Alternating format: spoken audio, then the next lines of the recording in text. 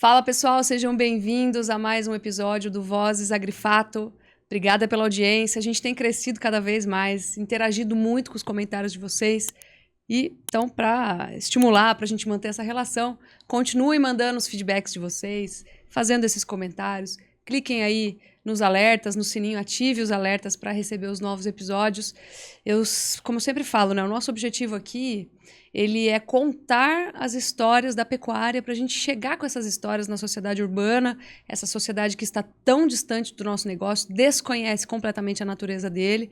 Então, nós precisamos mostrar que o nosso negócio é inspirador, essa é a nossa missão aqui, levar as boas histórias do campo para a sociedade urbana e contar a nossa história, que é a história do nosso país, é a história do Brasil, é a história do nosso desenvolvimento, histórias de muita força, muita fé, muita coragem, muita construção, longo prazo, suor, sangue e lágrimas, mas muitas alegrias também, muita dignidade, né?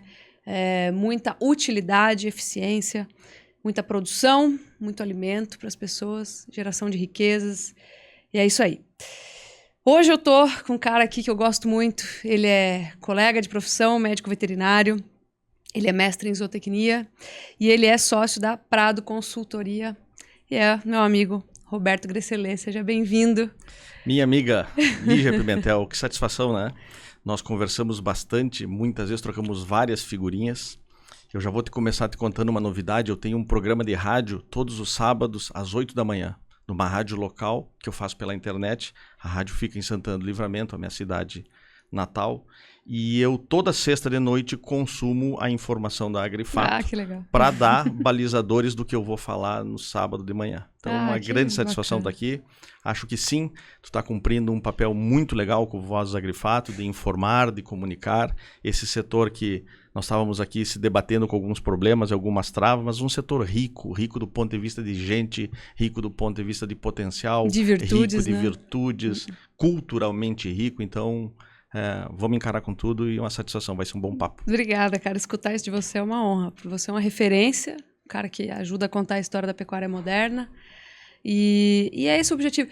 Sabe, até aproveitar que nós estamos de papo aqui hoje, não tem tempo.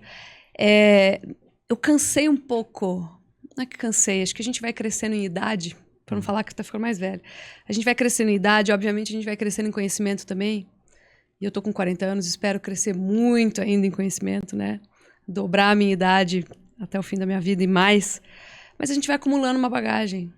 E eu acho que esse acúmulo de bagagem ele vai te trazendo um conhecimento geral, holístico, que te traz uma certa maturidade. E aí a gente cansa de falar só de preço, mercado, preço, mercado, preço, mercado, e a gente quer fazer mais pelo setor onde a gente atua. E trazer todos esses conhecimentos juntos para melhorar ele. E é uníssono, né? Nós pecamos em comunicação. A gente é muito focado para dentro, né? Nós não detemos aí o discurso na grande mídia, né? E aí essa distância da população com a produção faz com que qualquer mentira que seja dita, por exemplo, tem pus no leite da vaca, vocês estão tomando pus. Eu falo, gente, isso é um absurdo tão grande. Para quem é veterinário, entende o mínimo, sabe que um alvéolo machucado nunca vai produzir leite. Então essa produção, ela não existiria, ela é muito pouco produtiva, ela não é rentável, não é de interesse do produtor, né? Então assim, é um absurdo tão grande e as pessoas acreditam e essas informações viralizam. Então a gente precisa melhorar, precisa agregar, né? A nossa geração, ou as gerações que estão aí, que estão atuando, elas ou por oportunidade ou por necessidade, ou os dois juntos, se deram conta de que o tecnicismo ao qual nós somos formados, né, tu é bom em forrageiras, tu é bom em reprodução. Isso segue valendo, mas este é o lastro da tua formação. Hoje o mercado nos pede outras coisas. Imagina, tu é uma pessoa que analisa mercado e agora tem um podcast Vozes Agrifato. E daqui um pouco mais nós estamos fazendo projetos de educação. E daqui um pouco mais nós estamos trabalhando com extensão. E outra hora nós estamos produzindo material gráfico. Enfim, eu acredito muito, Lígia, muito mesmo, que o desafio para nós e para o produtor rural, nós junto com o produtor rural, o desafio só tem feito aumentar. O produtor até pouco tempo atrás ele se preocupava em produzir boi. Hoje ele tem que ter um mínimo conhecimento de rede social, ele tem que se relacionar, ele tem que estar apto a dar uma entrevista, ele tem que saber lidar com imagens de satélite, ele tem que saber o que é Ministério Público Federal. A cesta só aumenta, só colocam mais coisas dentro da nossa cesta. E aí eu vejo que quando vem para nós isso, nós não podemos nos furtar. A gente tem que dar nossa contribuição. E porque é uma questão, inclusive, eu vejo muito assim, né? É uma questão muito social, inclusive. Eu preciso devolver o máximo de conhecimento. Eu passei por escolas privadas e passei por escolas públicas. Eu estudei graduação em escola privada e estudei pós-graduação em escola pública. Então eu me sinto muito no dever de, cara, se vem para mim e eu tenho condições e competência, eu vou lá e dou a minha contribuição. Se correr o bicho pega, se ficar o bicho come. Não tem mais pra... Porque aquela base, esconder a cabeça, aquele, né? Pelo qual a terra. gente jurou lá que ia se dedicar, que eram os animais, e por consequência a quem trabalha com eles, seja os animais de companhia, seja os animais de produção, se nós der um pé para trás, esses caras vão ficar expostos. Com certeza. Eles vão ficar... Vai ser mais difícil ainda. Com certeza. E assim, outra coisa que eu digo, né? E isso de vez em quando os nossos colegas não gostam muito de ouvir. Mas eu digo, bendito seja o fruto de que o agronegócio não é mais feito apenas de veterinário, agrônomo, zootecnista. Quanto mais administradores, melhor. Quanto mais economistas, melhor. Quanto mais design gráfico, melhor. Quanto mais advogado, melhor, sabe? Cara, venham porque isso é o carro número 1 da economia brasileira e mais qualificado e mais profissional ele vai ficar. Exatamente. E a gente está indo nesse caminho, né? Apesar das dificuldades, os mais eficientes vão ficando. É verdade. Agora, de fato, tem sido uma jornada difícil, eu diria um pouco insalubre em muitos momentos. A gente vê, por exemplo, multas ambientais sendo aplicadas por satélite sem qualquer tipo de notificação. Às vezes o cara limpou um pasto sujo, tinha até mesmo a licença, não se cruzou uma coisa com a outra. Aí você fica embargado. Você não pode nem pegar crédito no banco, nem vender boi pro frigorífico. Roçada de entrada de fazenda. Exatamente. Roçada de entrada de fazenda, áreas que pegaram geada, áreas que pegaram incêndio por uma questão de contexto e não criminoso, obviamente, né? E isso quebra o conceito preliminar de justiça, que é eu sou inocente até que se prove o contrário. Primeiro eu tô sendo culpado. Isso é um problema. Né? Agora, não adianta, como a gente falou... Não adianta esconder a cabeça dentro do buraco. Não é uma esconder opção. Na terra não é uma opção. Tem que lutar e se informar cada vez mais. Claro que desconforta porque justo está vindo com muita força na nossa vez, né? Começou nos últimos 15 anos, uma complexidade muito maior do agronegócio. E pelo jeito nós não temos nenhum tipo de sinalização que vai retroceder e que vai suavizar. Então não tem. Vamos treinar mais o braço e a voz e vamos para frente. Agora eu te falo, eu continuo achando que é um negócio extremamente digno, que faz bem, inclusive, para as próximas gerações. Criar os filhos nesse negócio é muito positivo. São pessoas normalmente mais saudáveis em termos psicológicos, né? São pessoas mais realistas, pessoas mais virtuosas em média. O nosso setor é muito bacana, né? Muito. Então, eu acho que ainda assim vale a pena. Quando você sai, você vê que a coisa perde o eixo completamente. Por isso que eu usei a expressão rico. Isso, muito bem. Vamos lá, então você nasceu em Santana do Livramento. Nasci em Santana do Livramento. 47 anos eu tenho. Eu nasci em Livramento e eu não tenho mais do que o pátio da minha casa de área de pasto, lá em Santana do Livramento. Mas eu sempre, Santana do Livramento, por anos, até hoje é o segundo maior município de rebanho bovino do Rio Grande do Sul. Alegrete é o primeiro, Livramento é o segundo. E então todo o contexto de Santana do Livramento é um contexto cultural pecuário. Se vai para fora aos finais de semana, se vai ao campo, se convive nas fazendas, os aniversários são nas estâncias, enfim. Então esse convívio, mesmo para quem como eu não tinha nada, ele é muito celebrado, ele é muito cultivado. Então essa paixão pelo campo veio daí desde pequeno e eu sempre tive muito claro, quando me perguntavam desde pequeno, minha mãe conta isso até hoje. O que tu vai ser? Eu vou ser veterinário, vou trabalhar com boi. O que eu imaginava depois com o passar do tempo, inclusive quando entrei na faculdade? Eu imaginava que eu ia ser gerente de fazenda. Digo, eu vou pegar uma fazenda boa para administrar, vou morar na fazenda, vou encilhar cavalo quase todos os dias, vou fazer conta, vou carregar boi. E eu tenho certeza que eu seria feliz fazendo isso. por esse ambiente saudável.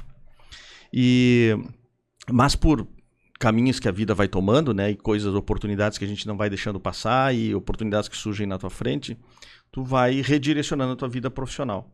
E tudo para mim tem até hoje eu sou eu tenho um comprometimento muito grande de onde eu vim, com os valores que eu tenho, né? Sou filho de família muito humilde, tanto por parte de pai quanto por parte de mãe. E eu tive uma primeira fatalidade na minha vida que me ensinou muito, que foi a perda do meu pai. Eu perdi meu pai quando eu tinha 16 anos, que eu estava pronto para sair da escola, para prestar vestibular. E ele sempre me dizia, meu filho, vai atrás do teu sonho, se tu quer ser veterinário, seja veterinário, e não desiste, a vida não vai te poupar, não vai te deixar, mas não desiste. E tu sabes que eu estava no 3º ano do 2º grau, e 60 dias antes de terminar a escola e ficar apto para ir para vestibular, o meu pai faleceu. E ele me chamou com alguma lucidez ainda nos últimos 10 dias de vida dele e me disse, viu, não fica em Livramento, vai embora para Porto Alegre estudar. Aqui não vai ter futuro para ti, para o que tu quer, para o que tu gosta. Não desista do teu sonho. Então, determinação, em tempos de hashtag, determinação é uma que me guia até hoje. Me trouxe aqui hoje, tá? Dia 19, hoje é dia 19, né? Hoje é 20. Hoje é 20. Me trouxe aqui em Vinhedo para conversar contigo. Desde lá dessa conversa com o pai, nada eu acredito que seja por um acaso. E essa determinação de topar os desafios, de ver qual é o teu papel, de dar sempre o teu melhor, de ter coerência com as coisas que tu estudou, que tu acredita, que tu te aperfeiçoa, isso para mim é muito importante. Aí eu vim para Porto Alegre, numa situação de muita limitação financeira mesmo, vim para Porto Alegre, e aí isso também tem uma explicação, vale a pena contar, de por que o que eu faço hoje, né? Eu vim para Porto Alegre e a minha mãe, cabeleireira, manicure, me disse, meu filho, eu vou te apoiar com tudo que eu puder. E vou estar aqui contigo e vou te mandar comida e tu vai lá e faz o que tem que fazer. E na época, esse apoio dela eram R$300 por mês. Era o que eu tinha, R$300 por mês. Para morar, comer, se transportar. E o ano disso aí é 1995. Então, R$300... Mas isso foi faculdade? Isso faculdade. Para mim fazer vestibular, eu fui fazer vestibular, né? Aí eu fui para Porto Alegre com R$300, não preciso te dizer, né, que aquela sopa mágica que mandava botar 1 litro, eu botava 2 litros d'água para render. A tampa do pão, que até hoje eu odeio a tampa do pão de sanduíche, né, eu adorava ela na época e eu acho que é por isso que eu não gosto dela hoje. E tudo valeu a pena, só que eu aprendi aí, Lígia, de que com esses R$300, que era tão emblemático para mim, eu digo, bom, eu tenho que aproveitar. Muitos como eu ficaram lá na minha origem em Livramento. O que eu vou fazer aqui em Porto Alegre? O que vai cair para mim? Por que que eu... E eu morava a 1,5 quadra da biblioteca pública municipal. Então, de vez em quando eu não tinha o que fazer, eu ia para dentro da biblioteca. E ficava lendo coisas que eu achava interessantes, enfim, em busca de conhecimento. E aí, com 1 ano e meio de Porto Alegre, já passado no vestibular para medicina veterinária, cursando o 1º semestre de medicina veterinária, surge na minha frente uma oportunidade de entrar para o Tribunal de Contas do Estado. Por quê? Só para te explicar rapidamente, para depois quem vai ouvir a nossa conversa. Porque meu pai era de uma carreira política. Meu pai foi prefeito de Santana do Livramento, isso deixou bons relacionamentos na política, e os caras disseram, o filho do Grecelé está em Porto Alegre, está passando necessidade, parece que é um guri esforçado, vamos dar um trabalho para ele. E aí o trabalho para ele no Tribunal de Contas é um cargo em comissão, um CC, que é o cidadão mais mal falado dentro do serviço público, né? E eu digo, eu não posso ser isso. Então eu tenho que dar meu suor.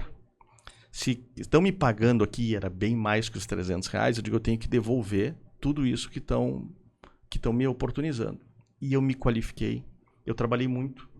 Eu lembro que na época lá o tribunal oferecia cursos de formação em controle de qualidade, em análise de projeto, gestão de riscos. Ninguém queria isso. E o estudante de veterinária fez todos. E saí pela porta da frente depois de 5 anos, porque estava na hora de se formar, e eu disse, muito obrigado, faria tudo novamente, e isso agregou um conhecimento para mim que até hoje não me faz nada de especial, mas é um conhecimento que não é comum se ver nas ciências agrárias. E graças a Deus isso me traz aqui. Então, Livramento, nasci lá, depois Porto Alegre, Fiz medicina veterinária. Aí depois, por conta de ter trabalhado, não consegui fazer estágios, não consegui ter aulas práticas, eu não tinha vivência. E eu tive, sem um pai para conversar e com uma mãe que não frequentava e não conhecia aquele mundo acadêmico, eu me dei conta que a minha formação era fraca. Boa de conceito, boa de teoria, eu tinha estudado bastante, mas pouca vivência, pouco chão. E aí eu disse, eu preciso de um pós-graduação. E aí foi que eu fui fazer mestrado. Vou te falar o que te fez a diferença. É o que ninguém mais está disposto a dar para as crianças. As virtudes. As virtudes, A formação humana, antes de tudo. Todas as técnicas vêm depois para potencializar a humana. Sim. A humana, na verdade, potencializando as técnicas. Né? E para não ser injusto, eu falei aqui muito da importância, né, e do quanto significado teve a perda do meu pai de forma muito precoce. Tem a virtude do valor humano de uma senhora que ficou viúva com 2 filhos. E hoje de manhã, quando eu estava saindo de Prudente para vir para cá, a mensagem que entrou foi a que entra todos os dias: meu filho, tenha um bom dia, bom trabalho, que Deus te acompanhe por onde tu anda. É isso aí. Sabe? Então, aí fiz mestrado, só para ligar com aquela ponte que eu sei que tu sabe. Desculpa. Leonor. Dona Leonor. Dona Leonor. Ela vai ouvir isso aqui. Eu vou ter que explicar para ela como é que escuta, mas ela vai ouvir. Ela vê as coisas que gravam comigo aí na internet. Beijo, Dona Leonor. Lígia, e aí eu fiz o mestrado. O mestrado foi fantástico. Fiz o mestrado com o professor Júlio Barcelos, que aí foi uma pessoa muito importante também, tecnicamente, uma fera, né? Um cara com uma cabeça à frente do seu tempo e que teve a coragem, e o Júlio certamente vai escutar esse episódio, e ele pode dizer se eu estou mentindo ou não. Ele me disse, eu preciso te frustrar, mas tu não vai ser um veterinário gerente de fazenda. Porque o teu potencial é outro. Coisa de orientador, né? O cara viu isso no aluno. Só que para mim ele era um traste quando ele me falou isso. Quem é esse cara para me dizer isso, né? E dizer ele, não, o teu potencial é corporativo, tu te comunica com facilidade, tu tem uma capacidade analítica, tu não vai ficar botando a mão, com perdão da palavra, na mão de bunda de vaca para fazer toque. Não tem demérito nenhum, mas essa não é a tua. Não. A tua é outra. A tua missão é outra, a tua tarefa é outra. Tu vai agregar na cadeia da carne. Você vai ser melhor em outra coisa. Outra coisa. E o cara me pegou e me fez assim, me reposicionou tecnicamente. E eu fui junto com outros professores e outros colegas, pegando também as oportunidades. E aí concluí o mestrado. Ele me chamou, vamos fazer o doutorado. E eu disse, não quero mais, não aguento mais a burocracia do estudo. Eu gosto de dar, mas não aguento mais a burocracia. Vamos fazer o seguinte, tu faz e se eu passar, eu fico. Mas se surgir uma oportunidade boa do mercado, já vou dizer agora, tá? Eu vou embora. Beleza, me serve. Fiz lá. Comecei a fazer doutorado, quando eu estava no 2º ano de doutorado, surge o convite para ir embora de Rondônia, que é um capítulo que tu sabe que eu passei 6 anos trabalhando em Rondônia também. Mas assim foi, então, só para te contar um pouco do início da minha caminhada técnica de formação profissional. Aí você largou, então? Larguei. Então eu fiz doutorado, mas não sou doutor. Eu fiz 2 anos e meio de doutorado e fiz todos os créditos, mas na época não me liberaram para fazer o experimento à distância, fazer lá em Rondônia, que até eu tinha lugar para fazer, tinha condições, mas por uma questão da Universidade Federal não foi possível. Tá, e aí... Então, oficialmente, eu sou mestre. Tá, aí você foi para Rondônia, o que você foi aprontar? Aí eu fui para Rondônia pelo seguinte, ó. Eu sei, mas tem gente que não sabe. Tá, então vamos lá. Foram 2 trabalhos bem importantes, tá?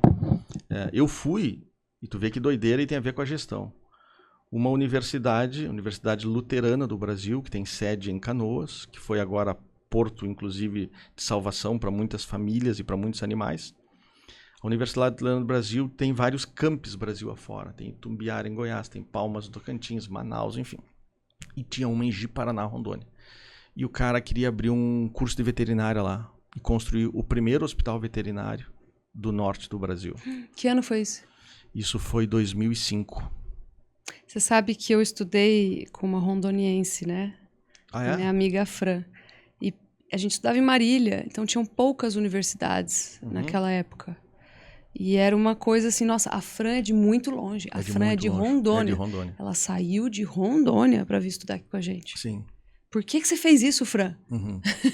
Você não ficou numa mais perto, assim? Que eu era de Bebedouro, estudava em Marília, era São Paulo, dava 3 horas ali, 2 horas e meia. Ela, porque não tem? E eu quero fazer. E eu quero fazer. Determinação. E ela ia de ônibus. Isso. E era uma coisa assim, ela voltava para casa uma vez por semestre. Às vezes até menos. Nos 6 anos que eu fiquei em Uma vez por Rondônia, ano. eu ia uma vez por ano a Porto Alegre, ao Rio Grande do Sul. Bom, enfim, aí este reitor me descobriram, não sei como, não tinha LinkedIn na época, me descobriram e disseram, olha, tu tem um histórico escolar, não sei o que, e tu foi recomendado por A e B. Tu topa ir pra lá? Tem tanto de prazo para construir o curso, homologar no MEC, contratar professor, fazer vestibular, construir hospital veterinário, e tem tanto de dinheiro. Eu tinha 24 anos, eu disse aceito. 25 anos, eu disse aceito. E fui. Fui junto com a minha atual esposa, que na época era só minha namorada, e eu noivei para não ficar para limpar a barra na frente do sogrão, pelo menos noivei, né? Legal. Aí eu e a Cris fomos para lá e fizemos a nossa história. Eu fui lá então para isso. Fiquei 3 anos nisso, construímos o hospital veterinário, fizemos os vestibulares, credenciamos o curso no MEC. Aí depois a universidade entrou num cenário um tanto econômico frágil, eu saí. Muito investimento de uma vez, né? E com um projeto de expansão um tanto desordenado. Tanto que hoje o que ela fez foi enxugar. Voltou à base do que era antes, tá? Teve rádio, teve emissora de TV, teve time de futebol, teve museu de carro antigo, e aí desvirtuou o foco. Aí quando eu saí da Ubra, morar em Rondônia é morar na Amazônia, né? E foi bem quando o WWF tinha lançado o relatório, o Greenpeace, desculpa, a farra do boi na Amazônia. Eu lembro. E o governo estadual o governador e mais algumas pessoas tinham assistido algumas palestras minhas lá. A capa do estudo são umas manchas de sangue, assim, na Amazônia. Putz, uma coisa preta, vermelha, assim. E aí os caras me chamaram e disseram, a gente ouviu umas palestras tuas por aí, tu anda falando que se tem como produzir e preservar, que pecuária é sustentável, não sei o quê. Tu não quer fazer uma proposta para nós, fazer um programa? Aí eu fiz um programa, Rondônia, Estado Natural da Pecuária, que tinha o drive da produção, tinha o drive da conscientização e da capacitação, e tinha muito que naquela época um marketing responsivo, tinha muita comunicação da nossa pecuária, o que é a nossa pecuária brasileira. E aí, Lígia, isso me levou para Brasília, eu dei palestra na comissão do Código Florestal, eu assinei relatório, produzi documento, produzi dados, e daí não parei mais. Aí isso me conectou com o Brasil, que é onde eu vivo e trabalho hoje em dia. Brasil Pecuário. Tá. E aí de lá você fez o quê? Aí... Eu sei que você fez muita coisa. A gente tem tempo, mas de certa forma eu tô tentando objetivar, né? Eu fiquei 6 anos lá. Eu tô tentando te trazer pro hoje. Tá, e aí escuta lá. Tudo é muito bom e tudo é muito legal. Eu e a Cristina, quando nós moramos de Paraná, a gente foi 2005, voltou 2011. A gente ganhava bastante grana, nós não tinha hora para trabalhar, as oportunidades de trabalho não paravam, estava tudo muito bem. Além de tu ganhar bem, não tem de gastar naquela época. Só tinha picanha na chapa com mandioca cozida. Com farofa todo dia. E cerveja gelada. E para isso tu gastava R$70 na noite. E olha lá, né? Então a gente acumulou capital muito rapidamente. Então desse ponto de vista está tudo muito bem, obrigado. Só que aí nasce o primeiro filho. E aí tu te dá conta que o hospital que tu gostaria não tem. E aí tu te dá conta, rolavam uns papos na sociedade das pessoas de mais recurso. Não, com 12 anos tem que mandar o filho para Curitiba. Tem que mandar para São Paulo. Tem que mandar para Belo Horizonte. Eu com 12, saí de casa na minha geração com 16, 17, 18, ok, normal. 12. Mas eu com 11 anos vou abrir mão da convivência do meu filho? Não. E eu tomei, junto com a Cristina, uma das decisões mais difíceis da minha vida, que foi abandonar uma carreira que estava trilhada. Voltar para o Rio Grande do Sul e recomeçar do zero. Abrir um projeto aí. Isso. Aí eu fui abrir uma empresa de consultoria em sociedade e fiquei 1 ano nessa empresa de consultoria e o Sebrae do Rio Grande do Sul me captou, me identificou no mercado e me disse, não, vamos fazer vai ter um processo seletivo, tem uma vaga que é para uma espécie de um gerente da cadeia da carne e tem o teu perfil. Aí eu fiquei 8 anos lá e pulando para os dias de hoje, saí do Sebrae há 5 anos e meio atrás, abri a Prado, que é o que eu tenho até hoje. Tá, e hoje o que você está fazendo na Prado? Assim, é uma empresa de estratégias para agronegócio. Com foco em produtores? Com foco em produtores. Eu atendo basicamente entidades de produtores. Isso, produtores, entidades, as suas indústria. Entidades. Eu não atendo uma fazenda. Eu não sou um planejador, eu não faço planejamento estratégico. Você atende representantes de fazendas. Isso.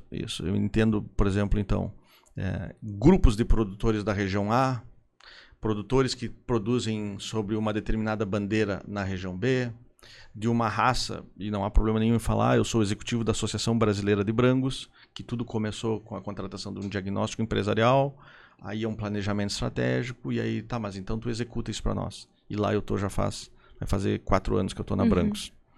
Então, eu emprego um trabalho, ofereço ao mercado um trabalho de pensar o futuro das entidades. Então, eu penso, eu ajudo eles a planejar e aos que têm interesse a executar aquilo que nós planejamos. Com uma pequena diferença. Eu não entro numa entidade e digo que precisa ser feito 100% desta cabeça para a cabeça. Eu ajudo com o pensamento criativo. Claro, primeiro me conta o que você quer, quais são suas dores, o que você imagina. O que tu já fez que deu errado. O que tu fez aqui que tu abandonou e poderia ter dado certo. Mas eu acho que só modula assim que vai dar certo. Então, por exemplo, planos de expansões. Trabalho também para um frigorífico, né, lá no Rio Grande do Sul, que é o meu único cliente que eu tenho no Rio Grande do Sul hoje. Tenho 2, na verdade. A Clínica Remates, que é uma empresa de comercialização de animais, e o Frigorífico Coqueiro. O frigorífico, por sinal, faz um trabalho fantástico. E que eu pequei em não ter trazido aqui para tu experimentar. Mas não vou te perdoar. Não, a gente grava a parte 2. O Luizinho, por exemplo, do Coqueiro, me diz, cara, eu que preciso ampliar o horizonte, eu quero levar a carne mais para longe, eu quero ir para outros estados, para outras cidades, eu quero outras linhas de produto. Como que a gente faz? Eu tenho umas ideias, tenho uma bela de uma experiência. Então é isso. Eu transformo muito de uma ideia que tem na cabeça das pessoas, ou uma preocupação, ou uma pergunta que não tem resposta, eu transformo num plano. Eu transformo num planejamento estratégico e faço cenários, cenário 1, cenário 2, cenário 3. Testa a viabilidade, né? Testo viabilidade, faço análise de risco, que são coisas estranhas para uma entidade de classe do setor primário. Eu digo isso muito dentro das empresas, das instituições que eu atendo. Associação de raça, por exemplo, a Brangos, que eu atendo hoje, sou executivo da Brangos. Toda a associação de raça, a BCZ foi assim, a Angus é assim, nasceram para fazer o cartório de boi. O boi número 1, acasalou com a vaca 2, nasceu o bezerro número 3. E aquilo ali é o cartório de registro civil da boiada brasileira. Só que isso foi o objetivo principal. Segue sendo importante, segue sendo. Mas hoje entidades de classe têm que representar o produtor, tem que promover o boi, tem que embelezar remates, tem que falar nos atributos da carne desses animais, tem que se juntar com outra associação para combater uma mentira de uma coisa. Ou seja, o cesto encheu para todo mundo. Para todo mundo. Tem que ter acesso a deputados, a senadores, tem que preparar um grande evento internacional no Brasil. E isso é 10 vezes maior do que a associação nasceu originalmente para fazer. E a turma, muitas vezes, para não te dizer que na maioria das vezes que está lá, está doando seu tempo. Porque diretor-presidente, vice-presidente, financeiro, administrativo, tesoureiro de associação de raça são pecuaristas. Que até gostariam de fazer, mas muitos deles não têm o ferramental. E por isso eles recorrem a pessoas que estudaram, que fizeram isso. E, assim, então hoje, por exemplo, uma associação de raça ela tem escritório de advocacia, ela tem agência de marketing, ela tem consultor executivo, ela tem estrategista, ela tem, enfim, empresa que faz segurança no trabalho, trabalha com ergonomia. Tudo isso está dentro de uma associação que faz o cartório de registro civil de boi. Pois se é assim que dá para como dizer. Mudou, né? Então é isso que eu faço. E eu tenho uma pergunta sobre isso. Dentro dessas diferentes associações, entidades, na verdade, com quem você trabalha, você nota um problema que te pontuam quando você chega, que seja mais ou menos comum a elas? Ou seja, uma tendência? Sim, a falta de método de fazer as coisas. Inclusive nos projetos que dão certo. Pega um projeto que dá certo, tu vai e tu examina com as pessoas e eles dizem, mas e como é que vocês fizeram isso aqui? A gente não sabe mais o caminho que percorreu. Não está documentado, não tem um ritual, não tem um POP, não tem uma boa prática que se faça, que se tu precisar para outra coisa, basta replicar. A falta de método, de rotina, isso é quase que uma máxima nas instituições. Tá? Isso é uma coisa. Uma segunda coisa muito comum que a gente percebe, e aí infelizmente, né, somos seres humanos, independente do setor, desafios, e eu não estou falando só de associação de raça, de entidades. Muita vaidade. A vaidade atrapalha bastante. E aí eu sou chamado para apaziguar ânimos. Mas pensa bem, eu não sou mediador de conflito, mas aí tu vai ter que escrever um documento. Não tem um regimento interno, não tem um estatuto. Tem o regimento interno, mas não está sendo obedecido. Se não tem estatuto, ninguém já parte do princípio que ninguém sabe o que está fazendo lá. Exatamente. Só para começar. Isso aí. Não tem cargos e funções descritos, não tem plano de remuneração, não tem política de remuneração ou ressarcimento de despesas de viagem. Por que o fulano foi lá e teve viagem indenizada e o fulano foi e não teve? Esse hotel que pagaram aqui, pagaram só para ele ou pagaram para ele e para a esposa dele? São coisas elementares em gestão. Só que dentro das nossas entidades, muitas delas ainda não têm isso. Então, essas duas coisas eu acho que são os desafios mais comuns. E sabe o que é uma coisa bem comum? Só para concluir, que depois que tu faz e que tu deixa a casa organizada, o pessoal gosta. Eles não sabiam. Eles não sabiam o que precisava fazer. Depois que tu deixa organizado, depois que tu entrega, não sei o quê, volta e meia acontece. Gercelé, estamos firmes lá, respeitando aquele regimento que tu ajudou a construir. Gercelé, daqueles 12 projetos que tu ajudou a estruturar, 8 deles estão indo muito bem, 2 deles não deu para fazer e um a gente quer ver contigo outra hora. Nossa, que legal. É interessante porque isso que você está me trazendo, esse problema da associação, ele obviamente é um problema do produtor. Certo. Então, ele é uma extensão do problema que o produtor tem porteira dentro. Sim. Que é... Cara, você conhece o lucro da sua fazenda? Sim, conheço. Como que você conhece o lucro? Porque eu sei quanto eu faturei esse ano e sei quanto que eu gastei com insumo. Ou seja, você conhece o lucro bruto. Você não conhece o lucro líquido. Sim. Você não tem ideia do que é uma rentabilidade, do que é uma lucratividade, uma margem de lucro, né? E aí você começa a não saber para onde sua fazenda está indo, onde ela consegue ganhar eficiência. E você vê que é traduzido isso dentro da associação, porque quem gera a associação são os produtores. Né? Então, se você tivesse uma boa gestão dentro da fazenda, obviamente você transferiria uma parte, uma boa parcela, ou totalmente essa gestão, esse método, para a própria associação. Muito dessas entidades, perfeito, elas são duas coisas, né? Elas são uma coletividade de pessoas semelhantes, por exemplo, pecuaristas de uma determinada região. Com muita boa vontade. Com muita boa vontade, que vão lá e abrem mão de uma parte do seu tempo, do seu negócio. Muitas vezes para ganhar nada. Olha, em todas que eu trabalho, ninguém ganha nada. Todos os cargos não são remunerados. Ninguém ganha nada. Porque a legião da boa vontade, a legião da boa vontade propriamente dita. É a legião da boa vontade. Né? O que eu sempre defendo, cara, tem que ter pelo menos despesa indenizada. Né? Não estou falando no vinho da noite e na janta, isso não. Isso, inclusive, na minha política, eu sempre digo, não, isso nunca vai estar dentro das despesas.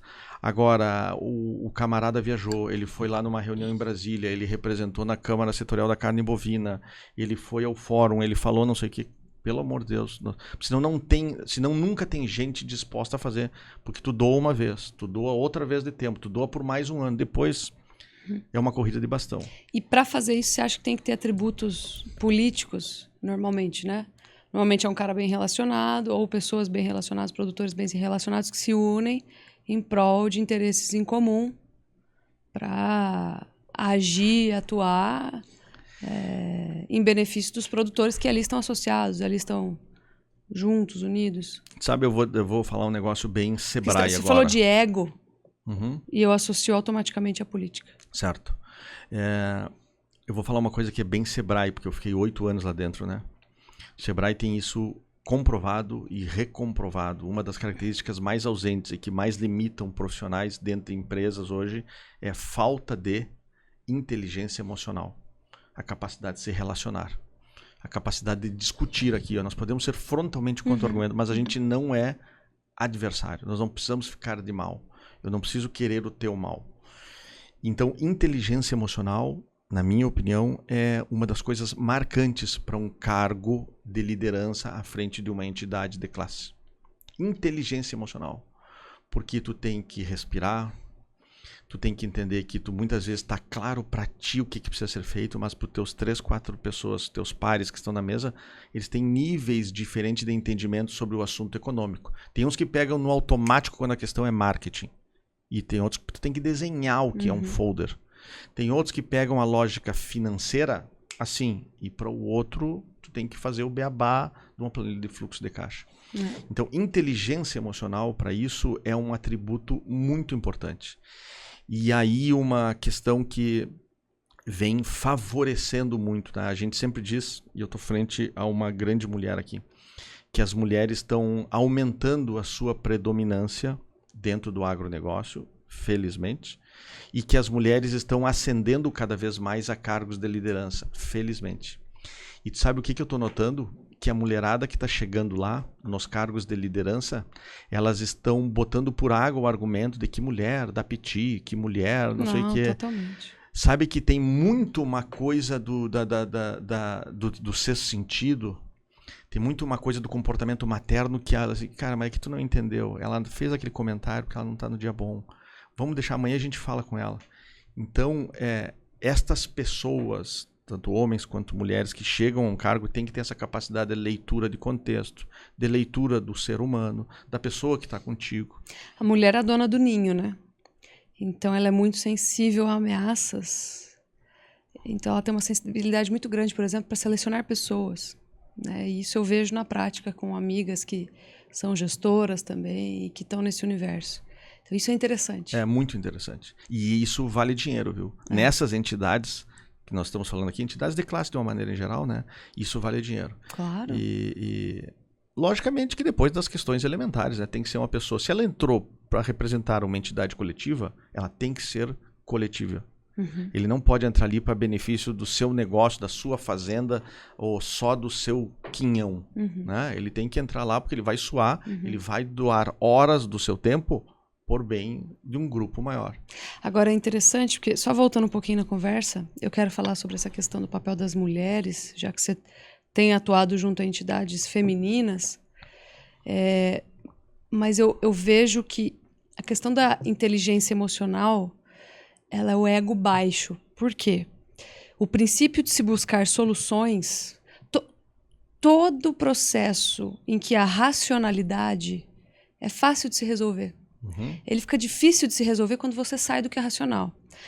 E a racionalidade, Aristóteles definia, né? É a busca pela verdade. A verdade, existe a verdade das coisas, das situações, e a gente busca por ela para encontrar uma ordem social. Se a gente buscar a verdade, a ordem social fica muito bem estabelecida. Não é à toa que o mundo anda tão maluco, né? Tão fora do eixo. Que nós estamos começando a não buscar a verdade. E sim em posições teóricas, testes sociais, né? Então, só para ilustrar, já que nós entramos no assunto papel da mulher, ou enfim, né? E para mim isso é uma discussão, inclusive, que eu nem me detenho nisso, né? Para mim é tão normal pensar que homem e mulher são iguais no ponto de vista de condições, de qualidades, de capacidade, que para mim quanto mais mulher melhor, quanto mais homem onde tem só mulher melhor, e para mim isso faz muito sentido. Mas eu trabalho, um dos meus clientes, como eu chamo elas, as minhas mimosas, aquelas que eu estou sempre me relacionando com elas profissionalmente, é o núcleo feminino do agronegócio, que tem sede lá na Fiesp. Grandes mulheres. Grandes mulheres. Ali tem grandes mulheres. E pessoas que percorrem esse caminho. Elas brigam, sem dúvida.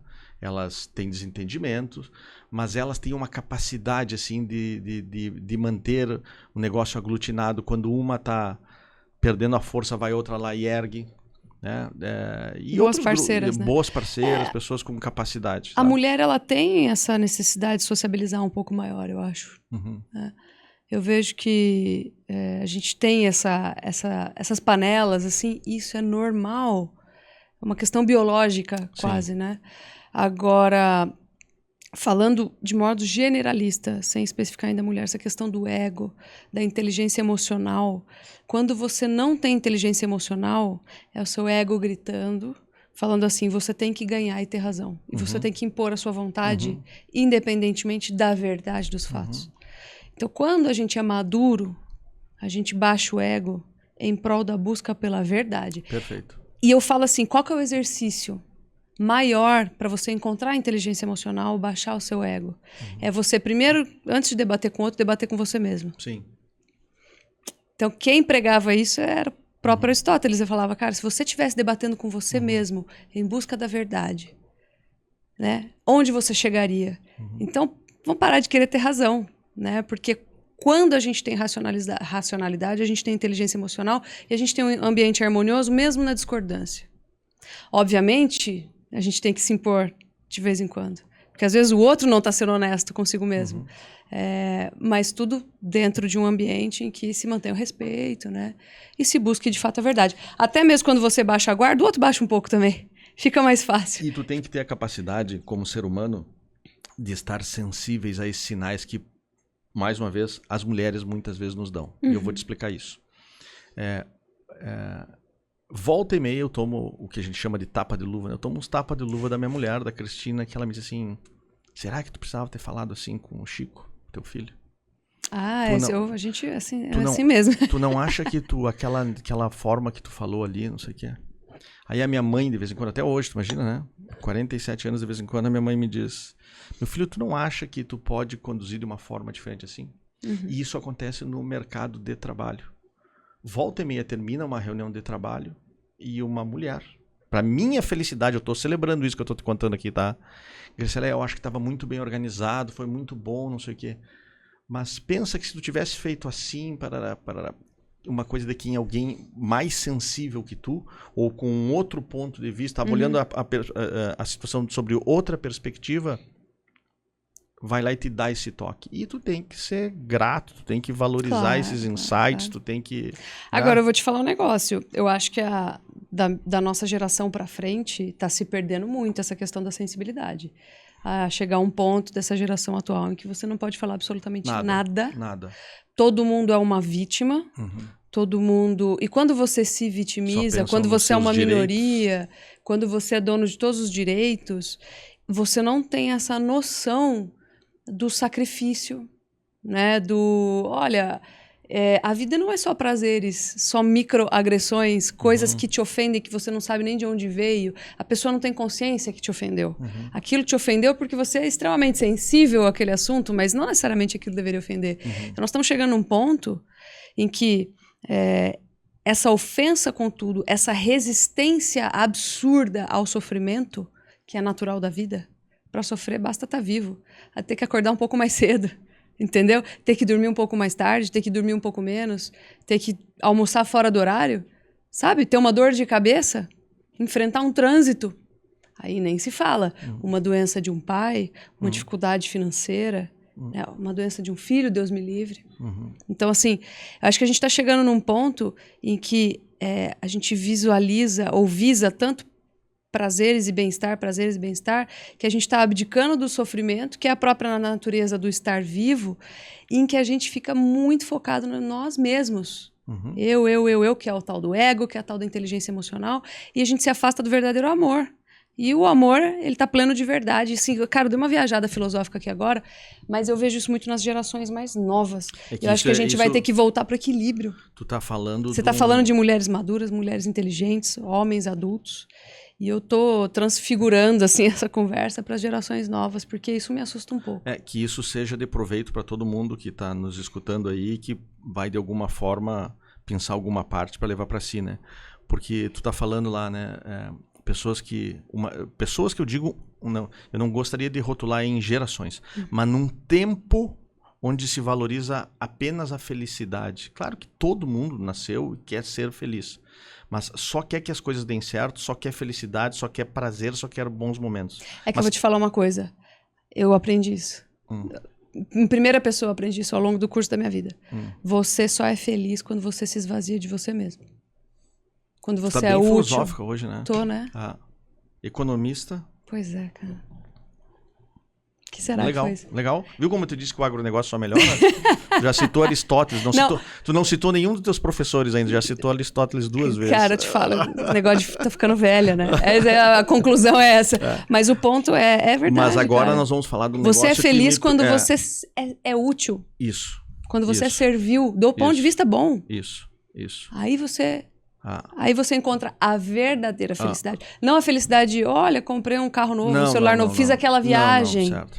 Entendeu? Isso é meio. Encontrei aquele amigo. Amigo, usei o exemplo errado, mas você entendeu? Não são coisas materiais. É quando você encontra utilidade e propósito na vida, aí você se esvazia de si mesmo e serve para alguma coisa. Você vê uma missão aqui nessa terra. Sim. Deixa eu te falar, para não ficar também uma conversa que parece que a gente só veio aqui trazer coisas que dão certo, né? Ou coisas legais. Eu tenho um desafio nesse meu jeito de trabalhar. Eu trabalho, Lígia, num ritmo forte, dá para dizer, tá? Nossa sede é Porto Alegre. Geograficamente, Porto Alegre é um canto do Brasil. Eu tenho 2 clientes em Porto Alegre, no Rio Grande do Sul, desculpa. Todos os demais em 8 estados da federação. Cristina disse que em Porto Alegre chega os nossos boletos, né? Mas a gente corre pelo Brasil. Então, assim, tu não pode... Não é que tu não pode, a gente gosta disso. Nós escolhemos isso para nós. Mas cansa. Isso quer determinação. Isso te acostuma a não se apaixonar muito só pela tua cama. Tu experimenta todos os hotéis. Excelentes hotéis. E hotéis de R$60, como um que eu já parei 2 vezes lá em Colinas do Tocantins.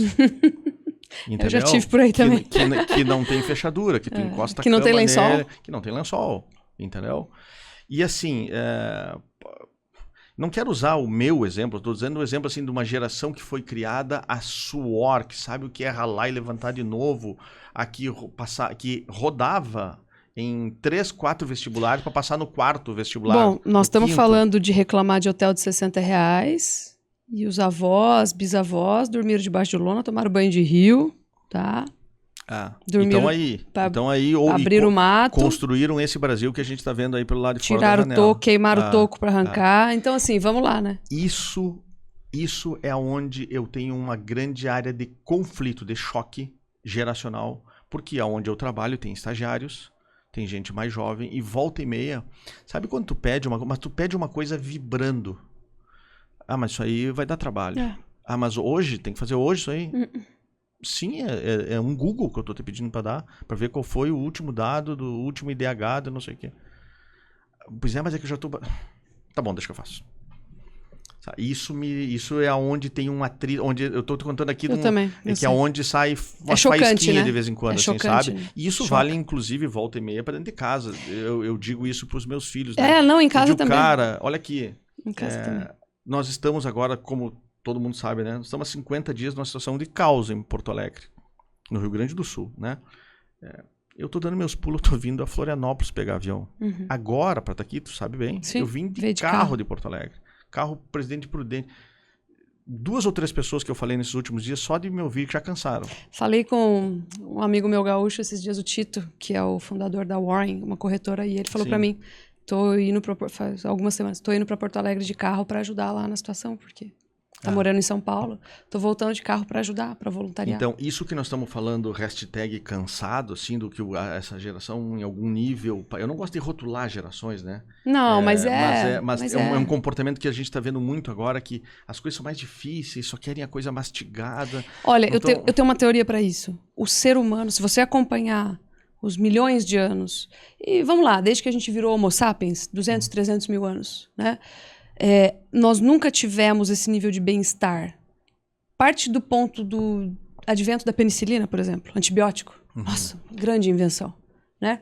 Então, 100 anos, né, mais ou menos, aí, 120 e tantos anos da invenção da penicilina, é muito recente na história do homem esse nível de bem-estar. De ter ar-condicionado para condicionar a temperatura a você. Sim. É muito louco pensar nisso em níveis evolutivos. Então, quando a gente pensa em níveis evolutivos, não é normal esse nível de bem-estar. Ele não fez parte da nossa seleção. Então, eu acho, essa é uma teoria minha, então, por favor, me perdoe se eu estiver enganada, porque eu não sou antropóloga, mas eu olho e eu falo... Sim. Eu acho que quando a gente chega nesse nível de bem-estar, nossa mente não está preparada para absorver e a gente perde a noção, a relação com a realidade. Eu não sei mais como as coisas foram construídas. Sabes que esses dias eu entro numa palestra... pane psicológica, você tá entendendo? Sim. Esse nível de bem-estar traz a gente para uma pane psicológica de não saber mais como agir perante os desafios da vida. A gente fica que nem sem bússola, né? Sim. Sabe que esses dias vai me faltar um nome aqui. Depois eu posso colocar nos comentários do episódio. Eu assisti Cara, tá uma viagem esse episódio mesmo, gente. E o palestrante disse o seguinte, ó, o nosso cérebro foi programado para ser estressado. Ele precisa de não ter zona de conforto. Se for zona de conforto, cuidado, que é mais ou menos o que tu tá dizendo aqui. E aí uma briga, o meu filho também vai assistir esse episódio, ele pode confirmar o Chico, né? O Chico hoje tem 16, mas quando ele tinha uns 10 anos, ele tinha um jogo de corrida de carro, que ele adora até hoje. Quando ele errava uma curva, dá pra tu voltar e fazer a curva de novo. Eu digo, filho, não faz isso. Erra a curva. Ah, você salva ali onde você errou? Tá, tu volta, literalmente tu volta o jogo. Aí eu digo, filho, mas pai, aí 3 me passaram. Corre pra passar eles de novo. Porque senão o que tu... A vida não permite voltar. Não vai ter voltada. Não vai ter voltada. A vida não permite. Não vai ter volta pra trás ali, entendeu? Então, isso sim, isso é um problema transversal, que como tu diz, nós estamos filosofando bastante, mas eu acho que também isso é agronegócio. Claro, a geração nova tá chegando aí. A geração nova vai ser nossos patrões, vão ser nossos clientes, vão ser nossos funcionários, vão ser nossos laterais, enfim, vão estar junto conosco. Eu sou da geração que foi pra fazenda e tinha gerador. Então não tinha energia elétrica, era um luxo ali na fazenda ter energia elétrica. Essa geração agora que chega lá com Starlink. Sim. E vai reclamar o dia que der uma variação ali, uma oscilação no sinal. Então vamos lá, né? Isso começa a te condicionar para não aceitar contrariedades. E não aceitando contrariedades, você está completamente fora da natureza de estar vivo. Certo. Que assim, se a gente partir do ser humano como ele foi programado, inventado, eu nasci pelado no meio do mato, eu preciso correr atrás de tudo para sobreviver, basicamente. Sim. Né?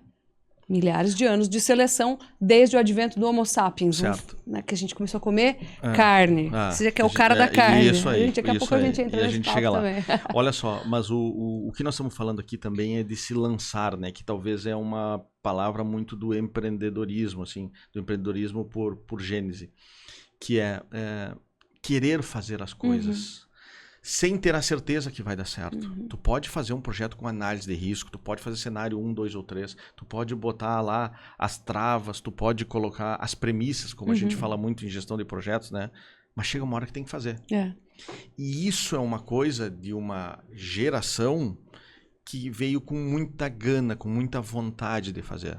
Porque, por exemplo, sobre o nosso estado lá, Rio Grande do Sul, sobre o Paranazão, sobre o Mato Grosso, esses caras vieram cego, eles vieram munidos querendo fazer.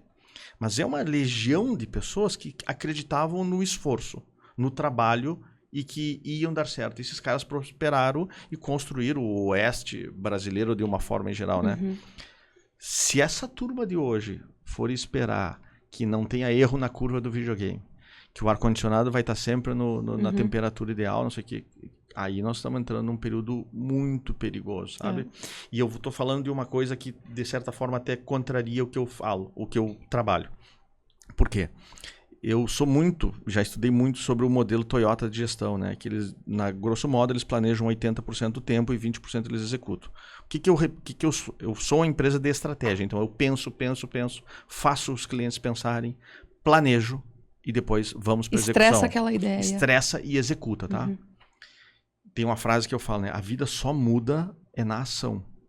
Ou seja, também não adianta planejar e não executar. Chega de diagnóstico. Chega uma hora que chega de diagnóstico. Já sabemos quais são os problemas. Tá aqui, vamos executar. Então, isso sou eu. Esse é o meu DNA do meu trabalho. Pensa, planeja e executa. Certo? Também, e por isso que eu digo é meio contraditório, tem gente que diz assim... não espere estar pronto para começar. Tu não vai ter todas as respostas.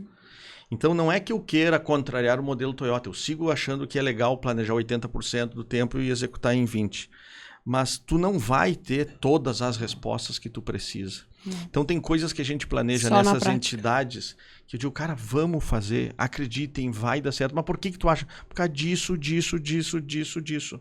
E outra coisa, a gente vai botar indicadores. Se daqui 3 meses não atingir o parcial, daqui 6 meses não atingir o parcial, a gente aborta o projeto. Não tem problema nenhum. Então, enfim. Isso é interessante, né?